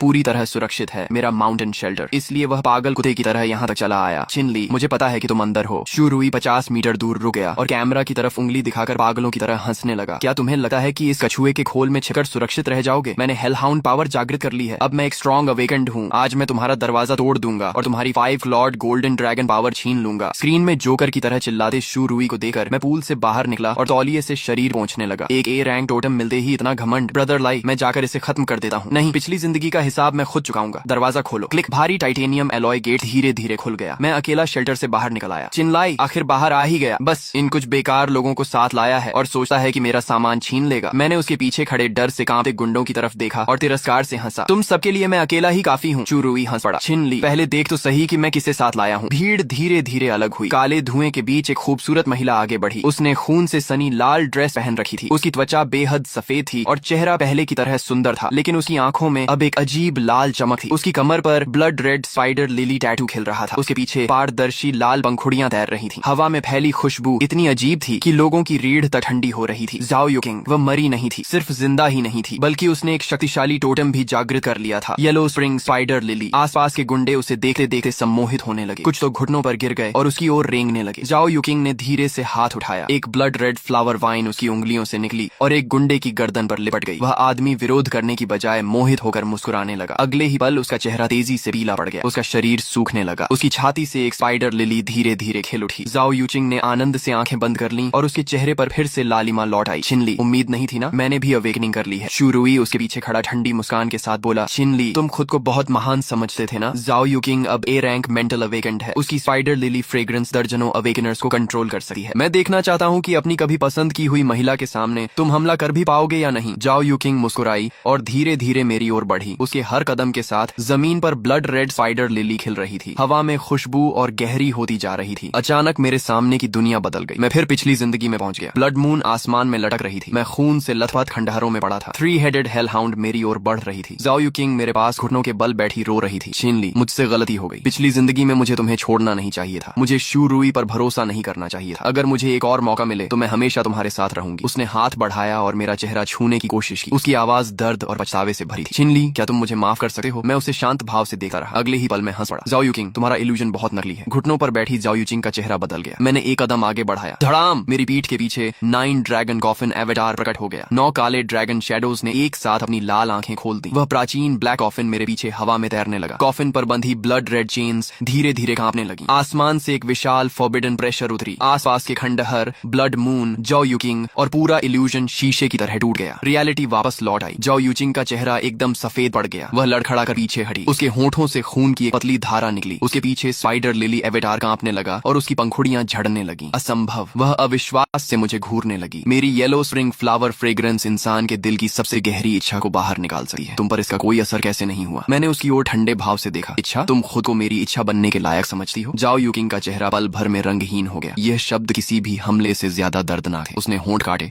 और उसकी आंखों में घबराहट उभर आई। छिनली, तुम पहले मुझे पसंद करते थे। तुम बस अब भी मुझसे नाराज हो, है ना? उसकी आंखों में आंसू भर आए। वह बेचारी बनने की कोशिश करते हुए बोली। मैं मानती हूँ कि मैंने गलतियां की थी, लेकिन उस समय मुझे नहीं पता था कि अपोकलिप्स आने वाला है। मुझे लगा था कि तुम सचमुच पागल हो गए हो। छिनलाई, बस मुझे शेल्टर में आने दो। मैं फिर से तुम्हारे साथ रह सकती हूँ। मैं अब ए रैंक अवेकेंड हूँ। मैं तुम्हारी मदद कर सकती हूँ। मैं सर्वाइवर्स को कंट्रोल कर सकती हूँ। मैं तुम्हारे काम आ सकती हूँ। ज़ाओ युकिंग, तुम धोखेबाज औरत, अभी तो कह रही थी कि उसकी मदद करके उसे खत्म करोगी। चूरुई अचानक चिल्लाया। ज़ाओ युचिंग ने पलटकर उसकी ओर देखा और गुस्से से चीखी। चुप रहो! अगर तुम लाइव स्ट्रीम में चिनलाई का मजाक न उड़ाते, अगर तुम मुझे उसके ऊपर हंसने के लिए मजबूर न करते, तो मैं आज इस हालत में नहीं होती। जब तुम भाग रहे थे तब क्या एक बार भी मुड़कर मेरी तरफ देखा था?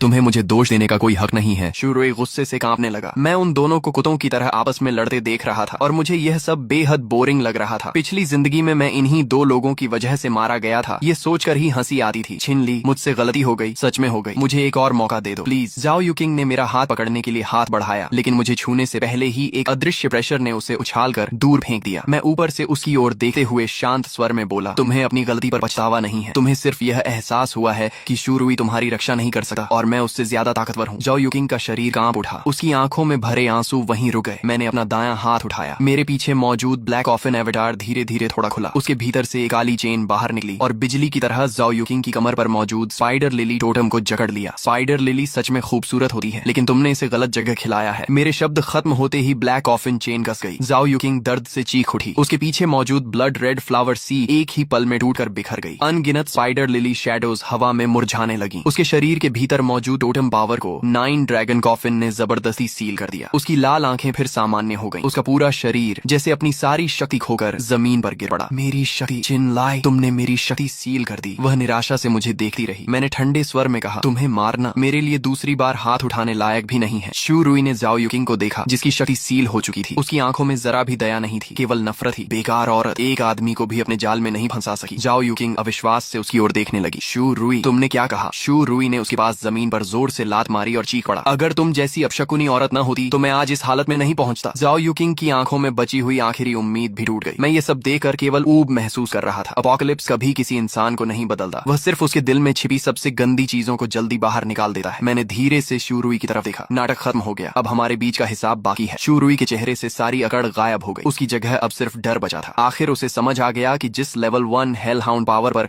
उसे इतना घमंड था, वह मेरे सामने कुछ भी नहीं थी। नहीं, मैं ए रैंक अवेकेंड हूँ, मैं दुनिया का सबसे ताकतवर इंसान हूँ। शू रुई पूरी तरह पागल हो गया। उसने आसमान की ओर सिर उठाकर जानवर जैसी दहाड़ लगाई। उसकी पीठ के कपड़े फट गए। उसके पीछे 5 मीटर से भी बड़ा काली आग में जलता हुआ 3-हेडेड हेल हाउंड एवटार प्रकट हुआ। उसका शरीर फूलने लगा, मांसपेशियां उभर आईं, दोनों हाथ तेज भेड़िए के पंजों में बदल गए और वह गंधक जैसी बदबू छोड़ता हुआ मेरी ओर झपटा। मर जा, बीच वाले कुत्ते के सिर ने मुंह खोला और काली आग की एक भयंकर लपट मेरी ओर फेंकी। सामने से आते इस विशाल हमले को देखकर मुझे बचने की भी जरूरत महसूस नहीं हुई। ए रैंक मेरे सामने कुत्ते के बराबर भी नहीं है। मैंने गहरी सांस ली। मेरे शरीर के भीतर ओरिजिन पावर से बदला हुआ भयानक ब्लड एनर्जी उफनती नदी की तरह गरज उठा। मैंने किसी एवटार या टोटम पावर का इस्तेमाल नहीं किया, सिर्फ अपने शरीर की ताकत पर भरोसा किया। मेरा दायां मुका पीछे गया और फिर तो के गोले की तरह आगे निकला। धड़ाम, भयानक पंच फोर्स ने काली आग को बीच से चीर दिया। मेरा मुका बिना रुके यूरुई के सबसे गर्वित हेल हाउंड हेड पर जा लगा। क्रैक, हड्डियां टूटने की डरावनी आवाज गूंज उठी। यूरुई का दायां हाथ तुरंत टूट गया। बची हुई पंच फोर्स उसकी छाती पर जा लगी। यूरुई के मुंह से खून का फव्वारा निकला। उसका विशाल शरीर टूटी हुई पतंग की तरह हवा में उड़ा और दूर जाकर जमीन पर बुरी तरह गिर पड़ा। तुमने अवतार भी इस्तेमाल नहीं किया, फिर भी इतने ताकतवर कैसे हो सकते हो? यूरुई ने अपनी धंसी हुई छाती पकड़ ली। उसकी आंखों में पहली बार सच्चा डर दिखाई दिया। मैं धीरे धीरे उसके सामने पहुंचा और ऊपर से उसे देखने लगा। चिन शाओ, मुझसे गलती हो गई, प्लीज मुझे छोड़ दो। मैंने उसकी ओर देखा। मेरी आंखों में कोई भावना नहीं थी। पिछली जिंदगी में तुमने मुझे 20 राइड के बीच धक्का दिया था, इस जिंदगी में मैं तुम्हें 20 राइड में नहीं धकेलूंगा। ये सुनते ही यूरुई की आंखों में डर की एक नई चमक उभर आई, लेकिन मैंने ठंडे स्वर में कहा, क्योंकि वह तुम्हारे लिए बहुत आसान सजा होगी। मैंने धीरे से हाथ उठाया। मेरे पीछे 9 ड्रैगन कॉफिन एवटार फिर प्रकट हुआ। ब्लैक कॉफिन थोड़ा सा खुला और उसके भीतर से एक काली चेन निकली जो सीधा यूरुई के 3-हेडेड हेल हाउंड टोटम में जा घुसी। यूरुई दर्द से चीख उठा। उसके पीछे का 3-हेडेड हेल हाउंड एवटार पागलों की तरह संघर्ष करने लगा, लेकिन 9 काले ड्रैगन शैडोज ने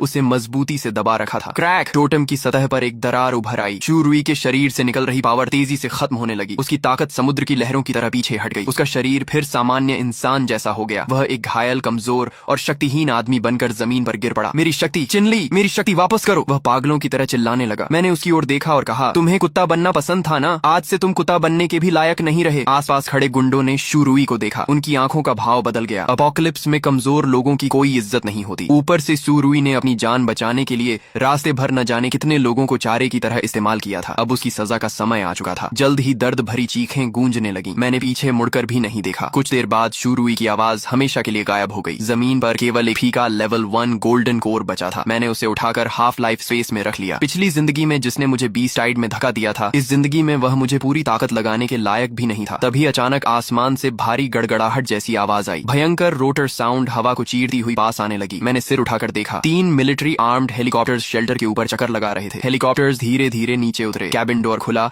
और पूरी तरह आर्म्ड स्पेशल फोर्सेस के 2 दस्ते तेजी से बाहर निकले और दोनों तरफ फैल गए। उनके पीछे एक सीनियर कमांडर कुछ गार्ड्स के साथ आगे बढ़ा। मिस्टर चिन, नमस्कार। मैं ईस्टर्न रीजन का डेप्यूटी कमांडर लेइजान हूँ। सुप्रीम कमांडर के आदेश पर आपसे मिलने आया हूँ। मैंने हल्की मुस्कान के साथ कहा। कमांडर ले, आपने मेहनत की। बाहर बीस्ट हर तरफ फैले हुए हैं। आप यहाँ तक पहुँच गए, इसका मतलब कमांड सेंटर अब भी पूरी कोशिश से व्यवस्था बनाए हुए है। लेइजान की आंखों में आश्चर्य चमका। उसे लगा था कि मेरी जैसी ताकत वाला अवेकनर शायद मिलिट्री से दूरी रखेगा, लेकिन मैं अच्छी तरह जानता था कि अपोकलिप्स में मिलिट्री ही आम लोगों की आखिरी उम्मीद होती है। अगर वे फ्रंट लाइन नहीं संभालते तो जांगजो बहुत पहले बिखर चुका होता। लेइजान ने गहरी सांस ली। मिस्टर चिन, ड्रोन फुटेज में हमने आपको एस क्लास ब्लड पाइथन को मारते देखा। आपकी ताकत कमांड सेंटर के सभी झात अवेकनर्स से कहीं ऊपर है। सुप्रीम कमांडर आपके साथ highest level war time cooperation स्थापित करना चाहते हैं। हम आपको फोर्सफुली रिक्रूट नहीं करेंगे और ब्लैकस्टोन बेस भी नहीं लेंगे। बस इतना चाहते हैं कि ड्रैगन नेशन पर बड़े संकट आने पर आप अपनी क्षमता के अनुसार मदद करें। मैंने सिर हिलाया। ठीक है। लेइजन की आंखें चमक उठी। मैंने आगे कहा, लेकिन मैं इंडिपेंडेंट एक्शन का आदी हूँ। मैं किसी रेगुलर कमांड सिस्टम का हिस्सा नहीं बन सकता। ब्लैकस्टोन बेस एक इंडिपेंडेंट कोऑपरेटिव ऑपरेशन बेस रहेगा, मिलिट्री ऑर्डर बनाए रखेगी, सर्वाइवर्स को ट्रांसफर करेगी और डिफेंस लाइंस बनाएगी। मैं इंटेलिजेंस शेयर करूंगा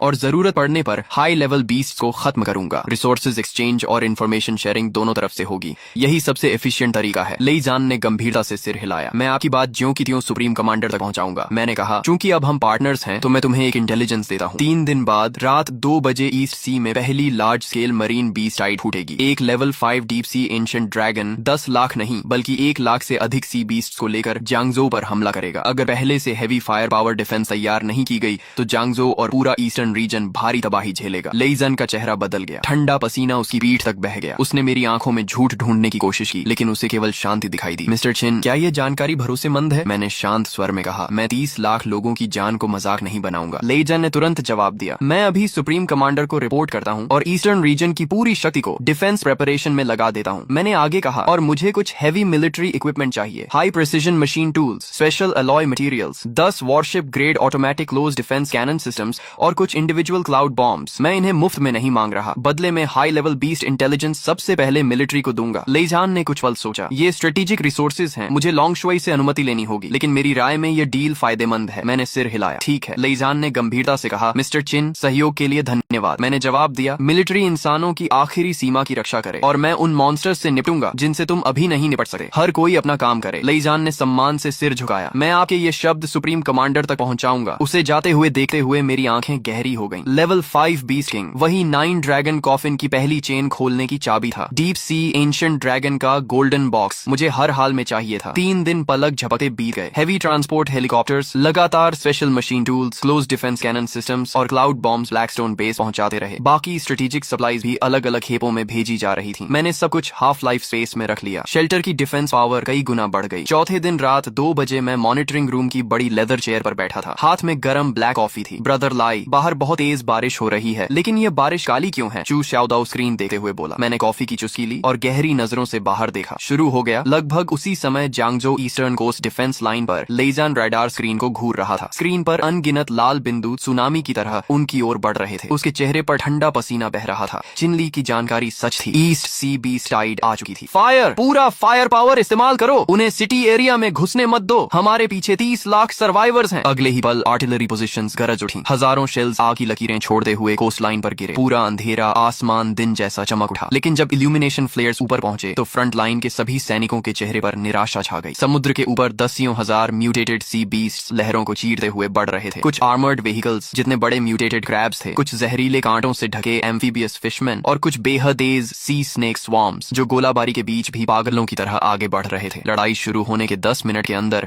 पहली डिफेंस लाइन पूरी तरह टूट गई। कमांडर लेई, हम रोक नहीं पा रहे। बीस्ट की संख्या बहुत ज्यादा है। पूरी डिफेंस लाइन कोलैप्स हो रही है। लेईजान ने कमर से पिस्टल निकाली। उसकी आंखें खून जैसी लाल हो चुकी थीं। पूरी सेना को आदेश दो, आज चाहे हम सब मर जाएं, लेकिन आम लोगों की रक्षा करनी होगी। तभी जब मिलिट्री अंतिम लड़ाई की तैयारी कर रही थी, धरती अचानक भयानक तरीके से कांप उठी। एक ऐसी भयानक प्रेशर जो शब्दों में बयान नहीं की जा सकती थी, अचानक डीप सी की दिशा से पूरे क्षेत्र में फैल गई। जांगजो के अंदर खंडहरों और अंडरग्राउंड बेसमेंट्स में छिपे 30 लाख सर्वाइवर्स को एक साथ सीने में तेज दर्द महसूस हुआ। ऐसा लग रहा था जैसे कोई विशाल पहाड़ उनके दिल पर रख दिया गया हो। सांस लेना तक मुश्किल हो गया। वो क्या चीज है? लेईजान ने निराशा से सिर उठाकर दूर रात के आसमान की ओर देखा। तभी घने काले धुएं को एक विशाल बोन विंग ने चीर दिया। बादलों के बीच से 100 मीटर से भी लंबी एक भयानक बोन ड्रैगन धीरे धीरे नीचे उतरने लगी। उसका पूरा शरीर डीप सी मिस्ट से घिरा हुआ था। उसकी आंखें 2 विशाल लाल लालटेन जैसी चमक रही थीं और उनमें से मौत की ठंडी आभा निकल रही थी। Level 5 beast king, deep sea bone dragon. Apocalypse के शुरुआती दौर में लेवल 5 बीस्ट का मतलब था अजेय शक्ति, ऐसा मॉन्स्टर जो अकेले एक पूरे शहर को नष्ट कर सकता था। अचानक डीप सी बोन ड्रैगन ने आसमान हिला देने वाली दहाड़ लगाई। उसने अपना विशाल ड्रैगन माउथ खोला और एबिस जैसी गहराई से काली ड्रैगन ब्रेथ बाहर निकली। धड़ाम! काली आग ने 1000 मीटर के दायरे में मौजूद हर चीज को निगल लिया। आर्टिलरी पोजीशंस पल भर में नष्ट हो गईं। खत्म हो गया। जांगजो खत्म हो गया। निराशा की लहर पूरे शहर में फैल गई। अनगिनत लोगों ने आंखें बंद कर लीं और मौत का इंतजार करने लगे। लेकिन उसी समय ब्लैकस्टोन शेल्टर के अंदर मैं धीरे से अपनी कॉफी कप नीचे रख रहा था। स्क्रीन पर वह विशाल बोन ड्रैगन काले धुएं के बीच घमंड से उड़ रहा था। मेरी आंखों में डर नहीं था, उनमें केवल जलती हुई उत्सुकता थी। शू शाओदाओ का चेहरा बदल गया। ब्रदर लाई, आप बाहर जाने वाले हैं। वो लेवल 5 बीस्ट किंग है। जांग शिनी ने भी मेरा हाथ पकड़ लिया। इतना रिस्क लेने की जरूरत नहीं है। मैंने उसके हाथ पर हल्के से थपकी दी और मुस्कुराया। मेरे 9 ड्रैगन कॉफिन की पहली चेन खोलने के लिए अभी एक की कमी है और उस बड़ी छिपकली का गोल्डन बॉक्स मुझे पसंद आ गया है। मैं एलिवेटर की ओर मुड़ा और चलते हुए बोला, घर का ध्यान रखना और हाँ, मेरे लिए एक कप टी भी बना देना। जब तक चाय ठंडी होगी मैं वापस आ जाऊंगा। उसी समय जांगजो के ऊपर डीप सी बोन ड्रैगन लगातार ब्लैक ड्रैगन ब्रेथ बरसा रहा था और डिफेंस लाइंस को तबाह कर रहा था। लेइजान ने आंखें बंद कर ली थीं और मौत का इंतजार कर रहा था। तभी जांगजो के बाहरी पहाड़ों की दिशा से एक काली रोशनी का स्तंभ आसमान की ओर फूट पड़ा। वह ब्लैक लाइट ठंडी नहीं थी, बल्कि उसमें एक प्राचीन और राजसी ऑरा थी। घना काला धुआं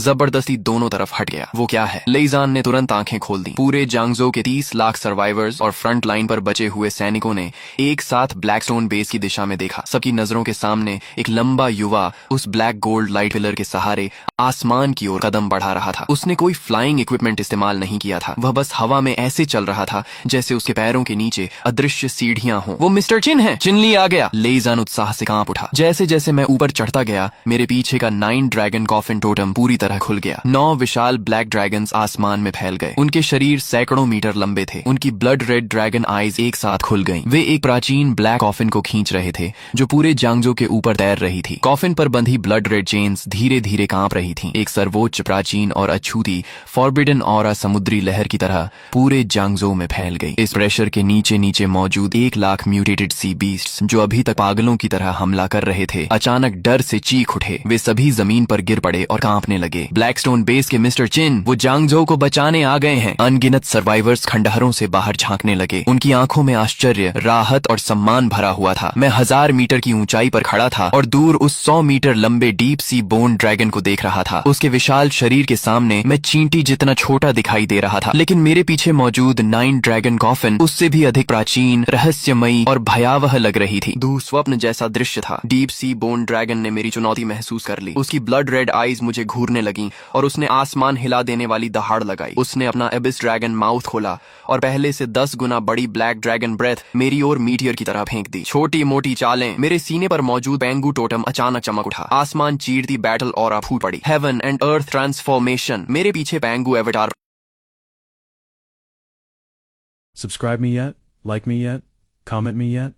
Your support? More full anime? प्रकट हो गया। सामने आती ब्लैक ड्रैगन ब्रेथ को देखकर मैं हिला तक नहीं। मैंने धीरे से अपना दायां मुका उठाया। मेरे सीने का पेंगू टोटम गरज से बादलों जैसी आवाज करने लगा। क्रिएशन पावर मेरे मुके के चारों ओर इकट्ठा हो गई। अगले ही पल मैंने एक कदम आगे बढ़ाया। धड़ाम! मेरा पंच ब्लैक ड्रैगन ब्रेथ से टकराया। पूरा आसमान मानो बीच से फट गया। ब्लैक फ्लेम्स को क्रिएशन पावर ने जबरदस्ती 2 हिस्सों में चीर दिया। दोनों तरफ आग की विशाल लहरें निकल गईं। वे दूर खंडहरों पर गिरीं और धरती पर हजारों मीटर लंबी जली हुई खाइयां बना गईं। मैं दोनों फायर वेव्स के बीच स्थिर खड़ा रहा। मेरे पीछे का पेंगू एवेटार धीरे धीरे सिर उठाने लगा। उसका पहले धुंधला दिखने वाला शरीर अब और अधिक वास्तविक होता जा रहा था। डार्क गोल्डन डिवाइन लाइट मेरे सीने के पेंगू टैटू से निकलकर पूरे एवेटार में फैल गई। मैंने डीप सी बोन ड्रैगन की ओर देखकर मुस्कुराया। बड़ी छिपकली, अब मेरी बारी है। मेरे शब्दों के साथ पेंगू टोटम पूरी तरह सक्रिय हो गया। मेरे पीछे का पेंगू एवेटार कई दर्जन मीटर ऊंचा हो गया। उसका शरीर पर्वत जैसा विशाल था। उसकी ऑरा प्राचीन और अथाह थी, मानो केओस ईरा का कोई एंशिएंट जायंट वापस लौट आया हो। उसके हाथों में क्रिएशन पावर से बनी एक विशाल बैटल एक्स प्रकट होने लगी। एक्स के ब्लेड पर डार्क गोल्डन रून्स चमकने लगे। मैंने धीरे धीरे अपना हाथ उठाया। मेरे पीछे का पेंगू एवेटार भी वैसा ही करने लगा। इंसान और एवेटार की हर हरकत एक जैसी थी। डीप सी बोन ड्रैगन ने पहली बार मौत का डर महसूस किया। उसकी ब्लड रेड आईज में भय उभर आया। वह तेजी से पीछे हटना चाहता था, लेकिन जिस क्षण पेंगू एवेटार ने उसे लॉक किया, उसके आसपास की ब्लैक मिस्ट तक जम गई। मैंने एक कदम आगे बढ़ाया। मेरी आवाज थंडर जैसी गूंजी। पेंगू स्प्लिट हेवन। मेरा हाथ नीचे गिरा। उसी समय पेंगू एवेटार ने भी क्रिएशन एक्स पूरी ताकत से चला दी। धड़ाम! सैकड़ों मीटर लंबी डार्क गोल्डन एक्स लाइट ने ब्लैक मिस्ट को चीर दिया। ऐसा लग रहा था जैसे पूरा आसमान 2 हिस्सों में बंट जाएगा। डीप सी बोन ड्रैगन ने बचने की कोशिश की, लेकिन अब बहुत देर हो चुकी थी। एक्स लाइट उसकी विशाल बोन विंग पर जा गिरी। क्रैक! उसकी बोन विंग तुरंत टूट गई। डीप सी बोन ड्रैगन दर्द से चीख उठा। उसका संतुलन बिगड़ गया और उसका विशाल शरीर मीटियोर की तरह धरती पर गिरने लगा। मैंने उसे सांस लेने का मौका भी नहीं दिया। एक कदम में मैं डार्क गोल्डन लाइट बनकर उसके ऊपर पहुंच गया। पेंगू एवेटार भी मेरे साथ ही आगे बढ़ा। मैंने मुट्ठी बांधी। पेंगू एवेटार ने दोनों हाथों से क्रिएशन एक्स पकड़ ली। डीप सी बोन ड्रैगन सिर उठाने की कोशिश कर रहा था। उसकी आंखों में केवल डर था। मैंने ठंडे स्वर में कहा, टूट जाओ। मेरा मुका नीचे गिरा। उसी क्षण पेंगू एवेटार की क्रिएशन एक्स भी नीचे गिरी। धड़ाम! क्रिएशन एक्स सीधे डीप सी बोन ड्रैगन के सिर पर लगी। भयानक क्रिएशन पावर उसकी खोपड़ी के भीतर घुस गई। धरती जोर से कांप उठी। जांगजो के बाहरी इलाके में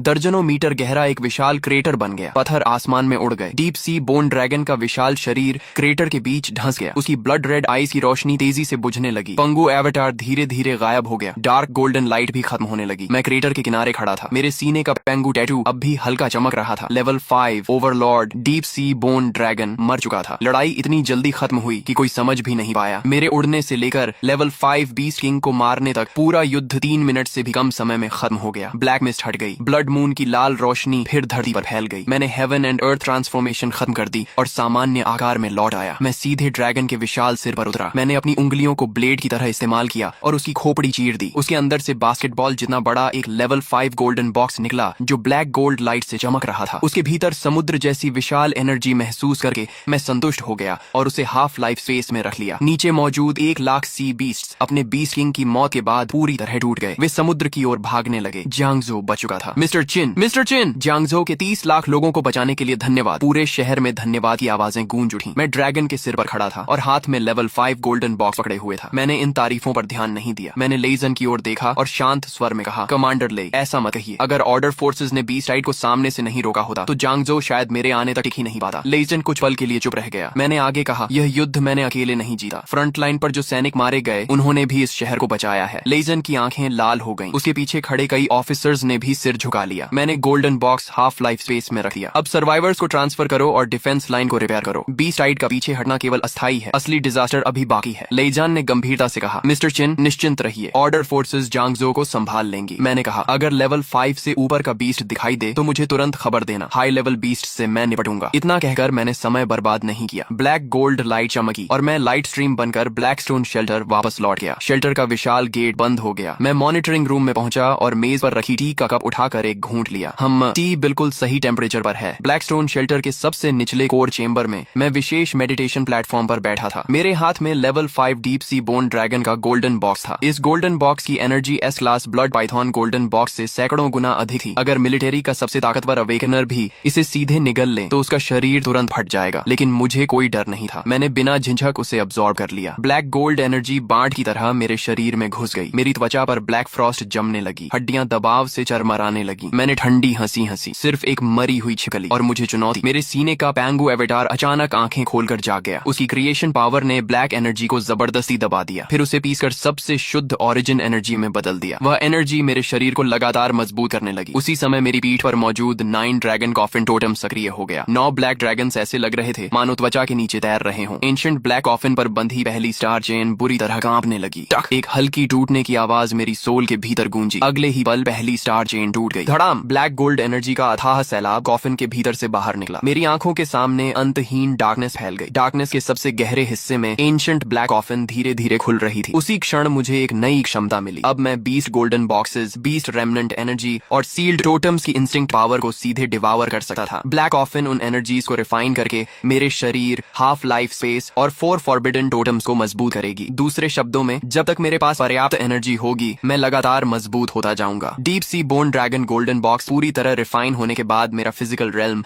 सीधे लेवल 5 तक पहुंच गया। हाफ लाइफ स्पेस भी फिर से फैल गई। उसके विशाल किनारे पर अब एक नया क्षेत्र उभर आया था। वह क्षेत्र पूरी तरह ब्लैक डार्कनेस से भरा था। ऐसा लग रहा था मानो एंशिएंट ब्लैक कॉफिन की शैडो वहां मौजूद हो। वह शांत, मृत और अथाह था। मुझे एक मजबूत एहसास हुआ कि जैसे जैसे 9 ड्रैगन कॉफिन की बाकी चेन्स टूटेंगी, ये darkness region half life space से भी अधिक भयावह और रहस्यमयी जगह बन जाएगा। मैंने धीरे धीरे आंखें खोली। पूरे शरीर की हड्डियां गरज से बादलों जैसी आवाज करने लगी। कॉफिन डिवावर, बुरा नहीं, आज से हर बीस्ट मेरे लिए सिर्फ एनर्जी सोर्स है। अगली सुबह ब्लैकस्टोन बेस के अंडरग्राउंड ट्रेनिंग ग्राउंड में मैं अलॉय फ्लोर पर पद्मासन लगाकर बैठा था। Deep sea bone dragon golden box को रिफाइन करने के बाद मेरे शरीर का ब्लड एनर्जी पहले से कई गुना अधिक शक्तिशाली हो चुका था। 9 ड्रैगन कॉफिन की पहली चेन खुल चुकी थी। कॉफिन डिवावर एबिलिटी भी पूरी तरह मेरे शरीर का हिस्सा बन गई थी। अब सामान्य गोल्डन बॉक्सेस से मिलने वाला इंप्रूवमेंट बहुत सीमित हो गया था। अगर मुझे और मजबूत बनना था तो मुझे और भी ऊंचे लेवल के बीस्ट का शिकार करना होगा, कम से कम लेवल 4 या उससे ऊपर के। तभी शू शाओदाओ अंदर आया। उसकी आंखों में उत्साह भरा हुआ था। ब्रदर ली, कल रात आपने अकेले लेवल 5 एंशिएंट ड्रैगन को मार दिया। मैं और चिनी तो लगभग कुछ कर ही नहीं पाए। अगर ऐसा ही चलता रहा तो हम दोनों सिर्फ आपका बोझ बनकर रह जाएंगे। दूसरी ओर से जांग शिन्नी भी अंदर आई। उसने ब्लैक कॉम्बैट सूट पहन रखा था। उसके लंबे बाल पीछे बंधे हुए थे। उसके चेहरे पर हमेशा वाली शांति थी, लेकिन आंखों में लड़ने की इच्छा साफ दिख रही थी। मुझे भी रियल कॉम्बैट की जरूरत है। केवल गोल्डन बॉक्सेस अब्सॉर्ब करके लेवल बढ़ाने से असली ताकत हासिल नहीं होती। मैंने दोनों की ओर देखकर सिर हिलाया। यही बात मैं खुद भी सोच रहा था। शू शाओदाओ के अर्लंग डिवाइन जनरल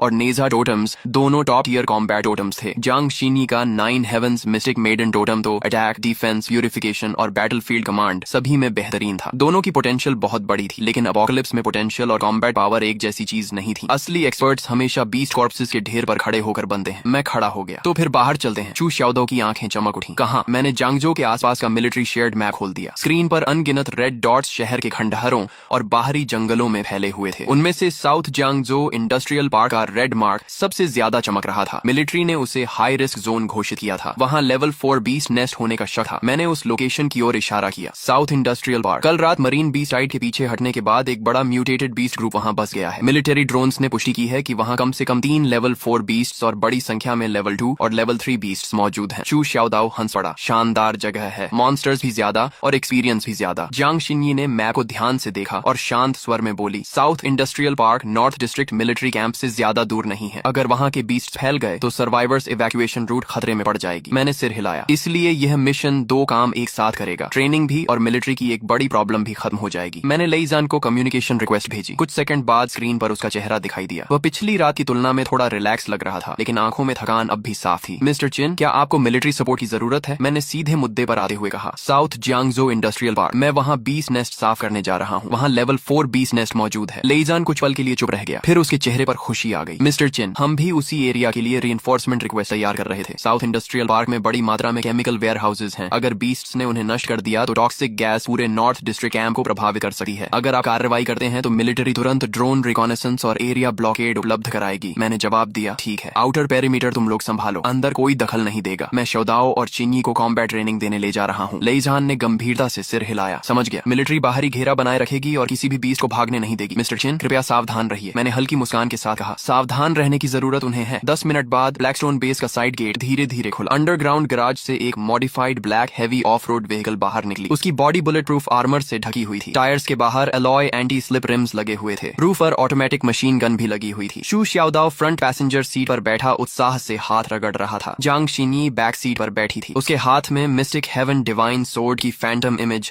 हल्की हल्की दिखाई दे रही थी। मैं ड्राइवर सीट पर बैठा और एक्सेलरेटर दबा दिया। इंजन ने किसी बीस्ट की दहाड़ जैसी आवाज निकाली। काली off road vehicle Blackstone base से निकलकर दक्षिण की ओर पहाड़ी रास्ते पर दौड़ने लगी। रास्ते भर ब्लैक मिस्ट अभी पूरी तरह नहीं हटी थी। हाईवे के दोनों तरफ बीस्ट द्वारा चबाई गई छोड़ी हुई गाड़ियां बिखरी पड़ी थीं। कभी कभी कुछ लो लेवल म्यूटेटेड बीस्ट्स बाहर निकल आते, लेकिन व्हीकल के पास पहुंचने से पहले ही रूफ पर लगी ऑटोमेटिक मशीन गन उन्हें छलनी कर देती। आधे घंटे बाद साउथ इंडस्ट्रियल पार्क हमारे सामने था। जो कभी रोशनी से जगमगाता मॉडर्न इंडस्ट्रियल जोन था, वह अब पूरी तरह मॉन्स्टर्स का नेस्ट बन चुका था। फैक्ट्रीज ढह चुकी थीं, रोड्स मुड़ तुड़ गई थीं और हवा में तीखी केमिकल स्मेल फैली हुई थी। चू शाओदाओ ने डोर खोला और कूद कर नीचे उतर गया। ब्रदर लाई, कैसे लड़ना है? मैंने इंडस्ट्रियल पार्क के गहरे हिस्से की ओर देखा। वहां 3 ऐसी ऑरास थीं जो बाकी बीस्ट से कहीं अधिक शक्तिशाली थीं। 2 लेवल 4 आयरन आर्मर्ड लिजर्ड्स और एक level 4 poison mist spider queen. इनके अलावा सैकड़ों लेवल 2 और लेवल 3 बीस्ट भी मौजूद थे। मेरे लिए ये सब अब कोई बड़ी बात नहीं थी, लेकिन चू शाओदाओ और जांग शिन्यी के लिए यह परफेक्ट ट्रेनिंग ग्राउंड था। मैंने हाथ उठाया। मेरी पीठ पर 9 ड्रैगन कॉफिन हल्का कंपन करने लगी। एक अदृश्य प्रेशर पूरे इंडस्ट्रियल पार्क पर छा गया। सभी लो लेवल बीस्ट की गति तुरंत धीमी हो गई, मानो उनकी पीठ पर पहाड़ रख दिया गया हो। लेकिन मैंने उन्हें सीधे नहीं मारा। मैंने प्रेशर को बस इतना रखा कि बीस्ट हॉर्ड दब जाए, लेकिन चू शाओदाओ और जांग शिन्यी की लड़ाई प्रभावित न हो। मैंने दोनों की ओर देखा। मैं हाथ नहीं लगाऊंगा। लेवल 2 और लेवल 3 बीस्ट तुम दोनों खुद साफ करोगे। लेवल 4 बीस्ट को मैं सिर्फ दबा कर रखूंगा। जब तक जान का खतरा न हो, मैं मदद नहीं करूंगा। चू शाओदाओ मुस्कुराया। यही तो चाहता था। उसके बोलते ही उसकी दाहिनी बाह पर मौजूद अर्लांग डिवाइन लॉर्ड टोटम चमक उठा। उसके पीछे आर्मर पहने हुए एक डिवाइन जनरल की फैंटम इमेज उभर आई। हेवनली आई एक्टिवेट। उसके माथे पर गोल्डन लाइट चमकी और थर्ड आई की फैंटम इमेज खुल गई। उसके सामने की दुनिया अचानक बेहद स्पष्ट हो गई। दोनों आयरन आर्मर्ड लिजर्ड्स की movement pattern, scale gaps, muscle contractions और बेली वीक पॉइंट्स सब हेवनली आई में साफ दिखाई देने लगे। तुम्हारी कमजोरी मिल गई। उसने 3 पॉइंटेड डबल एज्ड ब्लेड को दोनों हाथों से पकड़ा और जमीन पर जोर से पैर मारा। थम। जमीन मकड़ी के जाले जैसी दरारों से भर गई। चू शाओदाओ तीर की तरह आगे निकला और पहली आयरन आर्मर्ड लिजर्ड के साइड में पहुंच गया। उसकी ब्लेड ऊपर उठी। ब्लेड पर गोल्डन लाइट फूट पड़ी। Divine armour breaking slash. Blade नीचे गिरी। तीखी मेटल कलीजन की आवाज गूंज उठी। चू शाओदाओ का चेहरा बदल गया। उसका वार स्केल गैप पर बिल्कुल सही लगा था, लेकिन डिफेंस पूरी तरह नहीं टूटी। आयरन आर्मर्ड लिजर्ड की आर्मर उससे कहीं ज्यादा मजबूत थी जितना उसने सोचा था। ब्लेड सिर्फ आधा इंच अंदर गई और फिर बोन आर्मर में फंस गई। मुश्किल। पहली आयरन आर्मर्ड लिजर्ड तुरंत घूमी। उसकी विशाल टेल तूफान जैसी आवाज के साथ घूमी। चू शाओदाओ ब्लेड छोड़कर पीछे हटने को मजबूर हो गया। धड़ाम। टेल उसकी छाती के किनारे से टकराई। सिर्फ हल्का कांटेक्ट होने पर भी वह उड़ता हुआ पीछे जा गिरा और एक छोड़े हुए ऑयल टैंकर से टकराया। टैंकर अंदर तक धंस गया। चू शाओदाओ का रहा। उसके होंठों के किनारे से खून निकल आया। वाह, काफी सख्त है। मैं दूर खड़ा रहा। जंग शिन्यी ने स्वाभाविक रूप से मेरी ओर देखा। मैंने शांत स्वर में कहा, वह नहीं मरेगा, उसे खुद लड़ने दो। शू शाओदाओ ऑयल टैंकर से उछलकर बाहर आया। उसने खून पोंछा। उसकी आंखों में डर नहीं बल्कि और ज्यादा उत्साह था। अच्छा है, मजा आएगा। आयरन आर्मर्ड लिजर्ड ने गुर्राहट की और टैंक जैसी स्पीड से उसकी ओर दौड़ी। दूसरी आयरन आर्मर्ड लिजर्ड भी साइड से घेरने लगी। दोनों मिलकर उसे सैंडविच करने की कोशिश कर रही थी। झू शाओदाओ अब पहले की तरह सीधे हमला करने नहीं दौड़ा। उसके माथे की हेवनली आई और अधिक चमकने लगी। दुनिया मानो स्लो मोशन में बदल गई। आयरन आर्मर्ड लिजर्ड का हर कदम, हर स्केल मूवमेंट और हर मसल टेंशन उसकी हेवनली आई में साफ दिखाई दे रहा था। पहली आयरन आर्मर्ड लिजर्ड उसके सामने पहुंची और अपना विशाल माउथ खोल दिया। बदबूदार हवा उसके चेहरे पर लगी। झू शाओदाओ ने शरीर पीछे झुकाया और अटैक से बाल बाल बच गया। उसी समय उसने जमीन पर पैर टिकाया और उसके जॉ के नीचे से फिसलकर बेली शैडो में घुस गया। हेवनली आई ने टारगेट लॉक कर लिया। बेली की तीसरी सॉफ्ट आर्मर प्लेट के नीचे सीधा हार्ट था। Holy demon slaying strike. Xu Shaodao गरजा। उसके पीछे अर्लंग डिवाइन लॉर्ड एवटार ने भी साथ में ब्लेड चलाई। 3 पॉइंटेड डबल एज्ड ब्लेड नीचे से ऊपर की ओर घुसी। छपाक, ब्लेड ने सॉफ्ट आर्मर चीर दी और सीधे बीस्ट के बेली में घुस गई। आयरन आर्मर्ड लिजर्ड दर्द से चीख उठी। उसका विशाल शरीर तड़पने लगा। शू शाओदाओ ने पूरी ताकत लगाई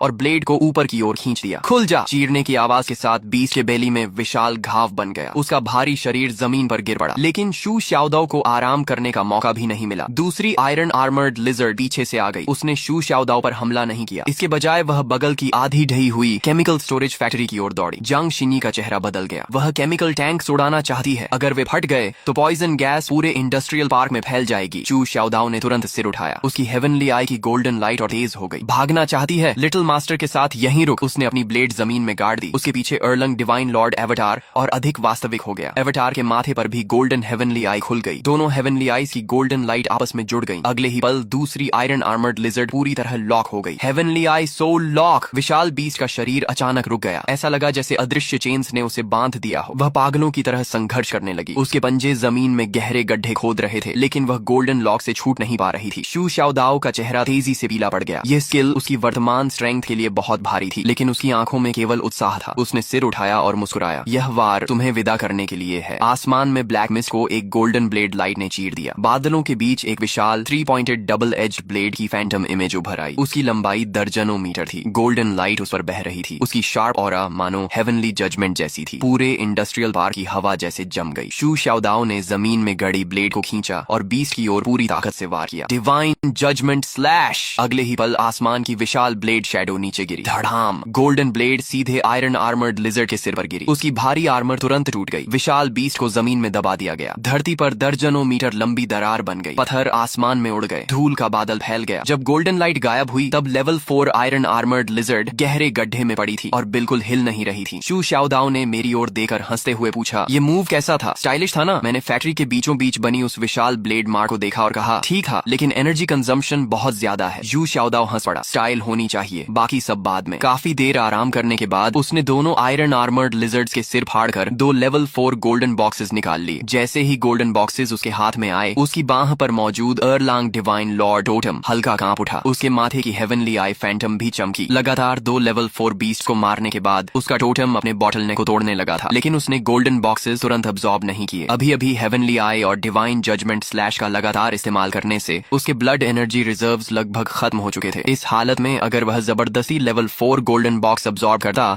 तो यह ब्रेक थ्रू नहीं बल्कि मौत को बुलाना होगा। शू शाओदाओ ने दोनों लेवल 4 गोल्डन बॉक्सेस अपने बैकपैक में डाल ली और हंसते हुए बोला, ब्रदर लाई, बेस वापस जाकर अब्सॉर्ब करूंगा। मैंने सिर हिलाया। तभी इंडस्ट्रियल पार्क के गहरे हिस्से से एक तीखी चीख सुनाई दी। एक आधी ढही हुई फैक्ट्री अचानक विस्फोट के साथ टूट गई। डार्क ग्रीन पॉइजन मिस्ट समुद्री लहरों की तरह बाहर फैलने लगी। मलबे के बीच से एक विशाल पॉइजन मिस्ट स्पाइडर क्वीन धीरे धीरे बाहर निकली। उसका आकार लगभग एक ट्रक जितना था। उसकी 8 स्पाइडर लेग्स तेज भालों जैसी थी। उसके पेट से लगातार कोरोसिव पॉइजन मिस्ट निकल रही थी। जहां जहां वह गुजरती वहां स्टील पाइप्स तक सड़ने लगी और सस जैसी आवाज करती। Level 4 poison mist spider queen. Xu Shaodao आगे बढ़ने ही वाला था कि मैंने हाथ उठाकर उसे रोक दिया। ये वाली शिन्यी की है। शू शाओदाओ कुछ पल के लिए रुक गया। जांग शिन्यी पहले ही मिस्टिक हेवन डिवाइन सोर्ड कसकर पकड़ चुकी थी और धीरे धीरे आगे बढ़ रही थी। उसका 9 हेवंस मिस्टिक मेडन टोटम स्वाभाविक रूप से पॉइजन, ईविल ऑरा और पोल्यूशन टाइप बीस्ट्स को काउंटर करता था। पॉइजन मिस्ट स्पाइडर क्वीन उसके ब्रेक थ्रू के लिए सबसे उपयुक्त ओपोनेंट थी। जांग शिन्यी ने शांत स्वर में कहा, इसे मुझ पर छोड़ दो। पॉइजन मिस्ट स्पाइडर क्वीन की 8 ब्लड रेड आईज एक साथ उस पर टिक गईं। अगले ही पल उसके पेट में सूजन आई। धड़ाम। विशाल मात्रा में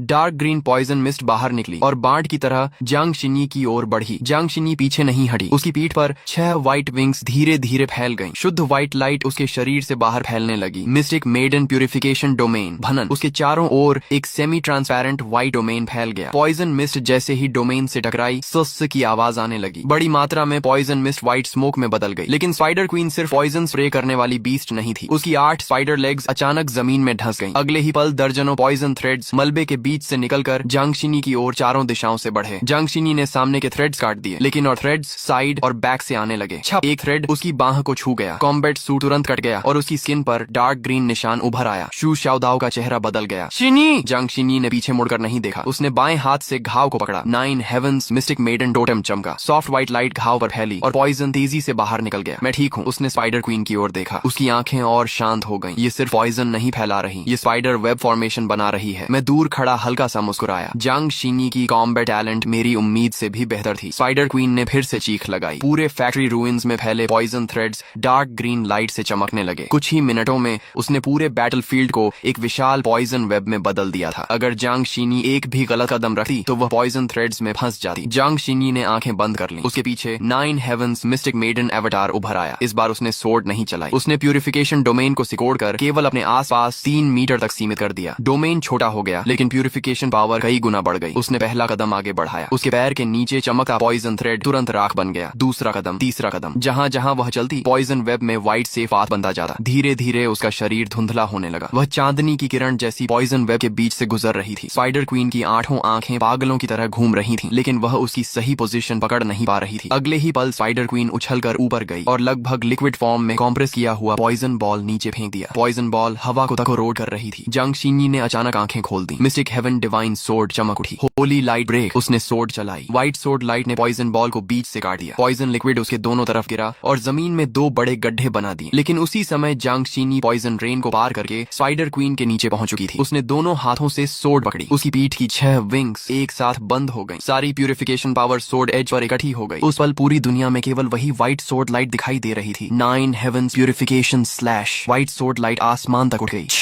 पॉइजन मिस्ट स्पाइडर क्वीन का विशाल शरीर आर पार कट गया। उसने दर्द से चीख मारी। उसकी 8 टांगें बेकाबू होकर फड़फड़ाने लगीं, लेकिन प्यूरिफिकेशन पावर उसके घावों में फैल चुकी थी। उसने उसके शरीर के भीतर मौजूद पॉइजन सैक्स को पूरी तरह जला दिया। धड़ाम! स्पाइडर क्वीन जमीन पर गिर गई। डार्क ग्रीन पॉइजन फैलने से पहले ही 9 हेवंस मिस्टिक मेडन डोमेन ने उसे पूरी तरह दबा दिया। Level 4 poison mist spider queen मर चुकी थी। उसके सिर से एक डार्क ग्रीन गोल्डन बॉक्स बाहर लुढ़क आया। जांगशिनी झुकी और उसे उठा लिया। उसके हाथ में व्हाइट लाइट चमकी। गोल्डन बॉक्स की सतह पर मौजूद पॉइजन ऑरा तुरंत शुद्ध हो गई। जैसे ही गोल्डन बॉक्स उसके हाथ में आया, उसके पीछे 9 हेवंस मिस्टिक मेडन अवतार हल्का कांप उठा। गोल्डन बॉक्स के अंदर मौजूद पॉइजन एनर्जी मानो टोटम द्वारा रिजेक्ट की जा रही थी, लेकिन साथ ही प्यूरिफिकेशन पावर उसे दबा भी रही थी। जांगशिनी की ऑरा थोड़ी हिल गई, लेकिन उसने तुरंत गोल्डन बॉक्स अब्सॉर्ब नहीं किया। लेवल 4 गोल्डन बॉक्स की एनर्जी पहले से ही बहुत वायलेंट थी और यह पॉइजन स्पाइडर क्वीन का गोल्डन बॉक्स था, जिसके अंदर पोल्यूशन ऑरा अभी भी मौजूद थी। अगर वह इसे अभी अब्सॉर्ब करती तो हल्की हालत में इंजर्ड होती और बुरी हालत में उसका टोटम पोल्यूटेड हो सकता था। उसने गोल्डन बॉक्स सुरक्षित रख लिया और मेरी ओर देखा। मैंने सिर हिलाया। अभी के लिए इसे संभाल कर रखो। बेस वापस पहुंचने के बाद मैं इसके अंदर बची हुई पोल्यूशन ऑरा पूरी तरह साफ कर दूंगा। जांगशिनी ने हल्के से सिर हिलाया। ठीक है। चू शाओदाओ ये सब देकर हैरान रह गया। कमाल है शिनी, अभी जो सोर्ड स्ट्राइक तुमने मारी वह तो मेरी मूव से भी ज्यादा स्टाइलिश थी। जांगशिनी ने मिस्टिक हेवन डिवाइन सोर्ड वापस रख दी और शांत स्वर में बोली, हर स्किल की अपनी उपयोगिता होती है। चू शाओदाओ तुरंत हंस पड़ा। वह तो है ही। मैं दोनों के पास गया और उनकी ओर देखा। तुम्हें पता है अभी लड़ाई में सबसे बड़ी गलती कहाँ हुई? चू शाओदाओ ने सिर खुजलाया। मैंने सिर हिलाया। आयरन आर्मर्ड लिजर्ड की डिफेंस बहुत मजबूत थी। तुमने पहले अटैक में बिना पूरी टेस्टिंग किए फुल पावर लगा दी। इसी वजह से ब्लेड फंस गई। अगर टेल पूरी ताकत से लग जाती तो कम से कम 3 रिब्स टूट जाती। इसे याद रखना। फिर मैंने जांगशिनी की ओर देखा। और तुमने प्यूरिफिकेशन डोमेन पर जरूरत से ज्यादा भरोसा किया। पॉइजन तुम साफ कर सकती हो, लेकिन स्पाइडर थ्रेड्स और टेरेन ट्रैप्स पूरी तरह पॉइजन टाइप नहीं होते। भविष्य में पोल्यूशन टाइप बीस्ट से लड़ते समय सिर्फ पॉइजन पर ध्यान मत देना,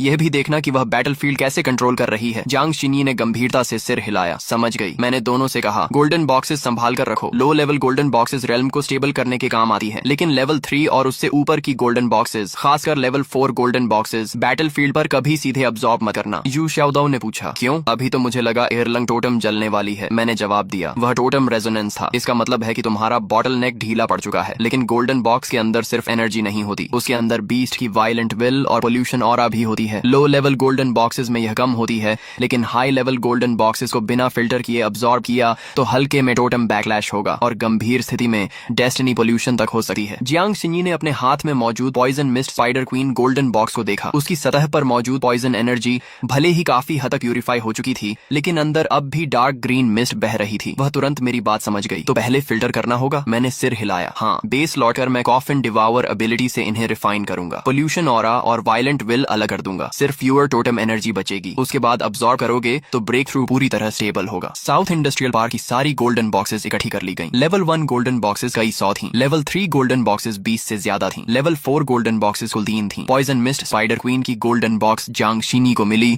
और दोनों आयरन आर्मर्ड लिजर्ड्स की गोल्डन बॉक्सेस चू शाओदाओ को। तभी ले जान का वीडियो कॉल आ गया। स्क्रीन पर वह ड्रोन फुटेज देख रहा था और साफ लग रहा था कि उसने राहत की सांस ली है। Mister Chin, south industrial park beast nest पूरी तरह साफ हो चुका है। नॉर्थ डिस्ट्रिक्ट कैंप पर केमिकल पोल्यूशन का खतरा भी खत्म हो गया। आपकी और आपके दोनों साथियों की मदद के लिए धन्यवाद। मैंने सिर हिलाया। वैसे भी इन्हें रियल कॉम्बैट ट्रेनिंग की जरूरत थी। लेई जान कुछ पल के लिए चुप रह गया, फिर कड़वी मुस्कान के साथ बोला, मिस्टर चिन मजाक कर रहे हैं। मिलिट्री के लिए यह एक हाई रिस्क नेस्ट था। मैंने चू शाओदाओ और जियांग शिन्यी की ओर देखा। अभी अभी की लड़ाई के बाद उनकी ऑरा पहले से कहीं ज्यादा मजबूत और स्थिर लग रही थी। इस ट्रेनिंग का रिजल्ट उम्मीद से बेहतर था। मैंने लेई जान से कहा, आगे अगर इसी तरह के लेवल 4 या उससे ऊपर के 20 नेस्ट्स मिलें तो कोऑर्डिनेट्स सीधे हमें भेज देना। जब तक वे हमारे प्लान से नहीं टकराते हम उन्हें हैंडल कर लेंगे। लेई जान ने तुरंत सिर हिलाया। समझ गया। कम्युनिकेशन खत्म होने के बाद मैंने दूर धीरे धीरे छोटी ब्लैक मिस्ट की ओर देखा। साउथ इंडस्ट्रियल पार्क तो बस शुरुआत ही। जियांगजो के आसपास अभी भी अनगिनत बीस्ट नेस्ट्स मौजूद थीं। आम सर्वाइवर्स के लिए वे डेथ जोन्स थीं, लेकिन हमारे लिए वे सबसे अच्छे ट्रेनिंग ग्राउंड्स थे। लेकिन अभी और हंटिंग का समय नहीं था। चू शाओदाओ और जियांग शिन्यी अभी अभी एक कठिन बैटल से निकले थे। उनके बॉटल नेक्स टूट चुके थे। अब समय था कि हाथ में मौजूद गोल्डन बॉक्सेस को सचमुच अपनी ताकत बनाया जाए। ब्लैकस्टोन बेस लौटने के बाद मैंने दाहिना हाथ उठाया। मेरी पीठ पर 9 ड्रैगन कॉफिन हल्की गर्म होने लगी। कॉफिन डिवावर एबिलिटी सक्रिय हो गई। ब्लैक कॉफिन की शैडो मेरे पीछे एक पल के लिए चमकी। तीनों लेवल 4 गोल्डन बॉक्सेस से काली धुंध की पतली लहरें निकलने लगी। यही पोल्यूशन ऑरा और वायलेंट विल थी जो बीस्ट गोल्डन बॉक्सेस में बची हुई थी। अगर कोई सामान्य अवेकनर इन्हें अब्सॉर्ब करता तो उसे अपनी विल पावर से इनका सामना करना पड़ता। सफल हुआ तो स्ट्रेंथ बढ़ती, असफल हुआ तो टोटम बैकलैश होता। लेकिन 9 ड्रैगन कॉफिन के सामने ये पोल्यूशन ऑरा सबसे अच्छा फूड थी। ब्लैक कॉफिन हल्के से कांपी और सारी इम्प्यूरिटीज निकल गई। तीनों गोल्डन बॉक्सेस की लाइट पहले से कहीं ज्यादा प्योर हो गई। मैंने दोनों iron armored lizard golden boxes Chu Shaodao को दी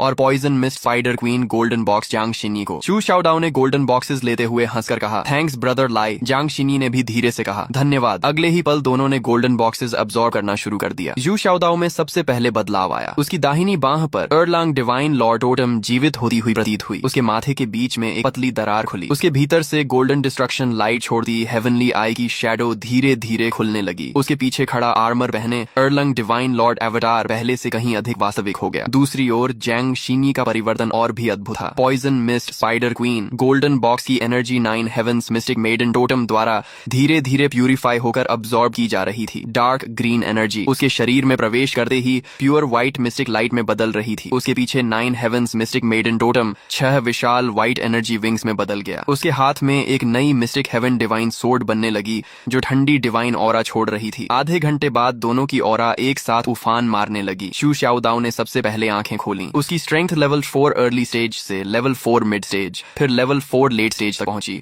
और आखिर में लेवल 4 पीक पर स्थिर हो गई। जियांग शिन्यी की ऑरा भी लगातार बढ़ती रही। उसका 9 हेवंस मिस्टिक मेडन एवटार और अधिक वास्तविक होता गया। अंत में वह भी लेवल 4 पीक पर पहुंच गई। चू शाओदाओ उत्साह में जमीन पर मुका मार बैठा। धड़ाम, अलॉय फ्लोर पर एक गड्ढा बन गया। वाह, यही है लेवल 4 पीक। मुझे लग रहा है मैं अभी किसी को भी हरा सकता हूँ। जियांग शिन्यी ने भी आंखें खोली। वह चू शाओदाओ जितनी ओवर एक्साइटेड नहीं थी, लेकिन उसकी आंखों में भी खुशी साफ दिखाई दे रही थी। 9 हेवंस प्यूरिफिकेशन डोमेन का एरिया 3 गुना बढ़ गया है। अगर दोबारा बड़े स्तर पर पॉइजन, मियाज्मा या मेंटल पोल्यूशन वाले बीस्ट्स मिले तो मैं एक पूरा सेफ जोन बना सकती हूँ। मैंने संतोष से सिर हिलाया। तभी लेई जान का वीडियो कॉल फिर आ गया। स्क्रीन पर वह हम तीनों को देख रहा था और उसकी आंखों में छिपा हुआ शौक साफ दिखाई दे रहा था। Mister Chin, south industrial park का हाई रिस्क नेस्ट पूरी तरह समाप्त हो चुका है। नॉर्थ डिस्ट्रिक्ट कैंप पर दबाव काफी कम हो गया है। ड्रैगन मार्शल ने विशेष धन्यवाद भेजा है। मैंने केवल ठीक है कहा। कॉल समाप्त होने के बाद चू शाओदाओ ने आलस से अंगड़ाई ली। ब्रदर लाई, कल फिर मॉन्स्टर हंट पर चलेंगे। मैंने स्क्रीन पर लगातार आते नेशनल बीस्ट अलर्ट्स को देखा और धीरे से कहा, जियांगजो के आसपास अभी जल्दबाजी की जरूरत नहीं। अब समय आ गया है कि दूसरे वॉर जोन्स की स्थिति भी देखी जाए। ब्लैकस्टोन बेस के अंडरग्राउंड कमांड रूम में अभी अभी national high level beast intelligence system का नया डेटा फीड जुड़ा था। नेटवर्क लगातार पागलों की तरह रेड अलर्ट रिफ्रेश कर रहा था। जियांगजो के आसपास मौजूद कई high risk southwest tide snow क्षेत्रों को हम साफ कर चुके थे। शू शियाओ दाओ और जियांग शिंगई भी रियल कॉम्बैट में ब्रेक थ्रू करके लेवल 4 पीक तक पहुंच गए थे, लेकिन यह अभी भी काफी नहीं था। स्क्रीन पर ड्रैगन नेशन के लगभग सभी बड़े वॉर जोन्स में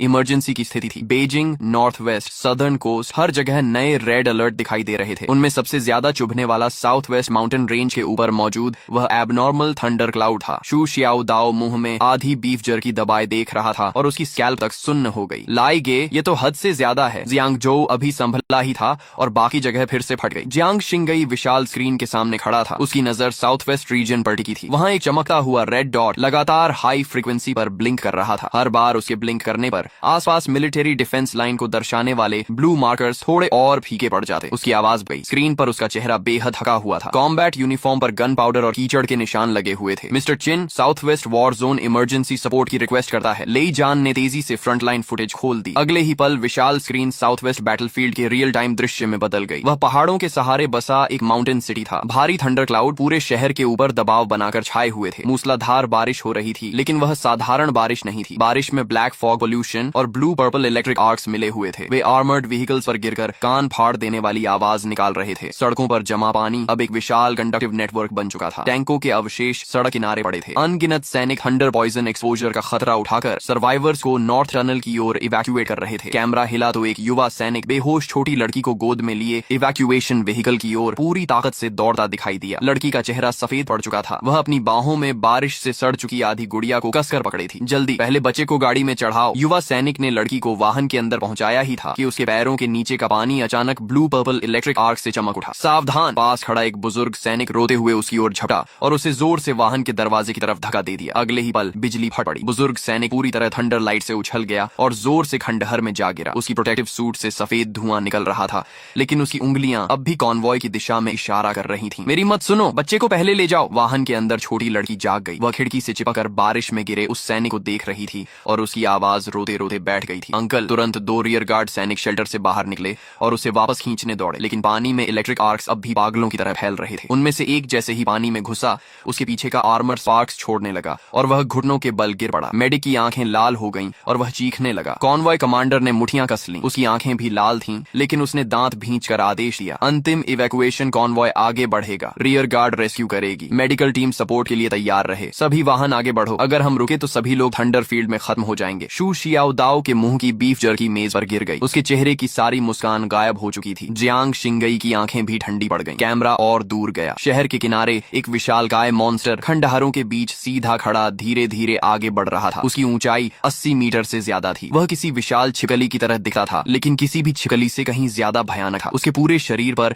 blue black thunder pattern scales थे। हर कदम के साथ जमीन पर इलेक्ट्रिक आर्क चेन्स फट पड़ती थी। एक आर्मर्ड व्हीकल समय पर पीछे नहीं हट पाया और उसकी पूंछ के एक झटके से उड़ गया। घूमता हुआ 3 इमारतों से जा टकराया। लेई जान ने गंभीर स्वर में कहा, target code name thunder spirit giant lizard. वर्तमान अनुमान के अनुसार यह level 6 initial stage mutant beast है। यह south west red moon rift से बाहर निकला है और लगातार 3 डिफेंस लाइंस नष्ट कर चुका है। इसकी वर्तमान गति के अनुसार अधिकतम 15 मिनट में इसका थंडर फील्ड अंतिम इवैक्यूएशन पैसेज को भी कवर कर लेगा। स्क्रीन पर 976 लाइफ सिग्नल्स दिखाई दे रहे थे। वे नॉर्थ इवैक्यूएशन रूट पर घने रूप से जमा थे। हर ग्रीन लाइट एक ऐसे इंसान का प्रतिनिधित्व कर रही थी जो अभी तक बाहर नहीं निकल पाया था। मैं थंडर स्पिरिट जायंट लिजर्ड को घूरता रहा। हर बार जब वह थंडर मैग्मा उगलता, उसकी चेस्ट बोन के नीचे ब्लू पर्पल लाइट चमक उठती। बहुत संभव था कि वही उसका कोर हो। उसी समय मेरी पीठ पर 9 ड्रैगन्स पुलिंग कॉफिन टैटू हल्का गर्म होने लगा। ब्लैक कॉफिन के भीतर पहली स्टार रेनबो चेन में हल्का कंपन हुआ। वह उस गोल्ड बॉक्स की चाह कर रही थी। अगर मैं उसे हासिल कर लूं तो पहली चेन पूरी तरह स्टेबलाइज हो जाएगी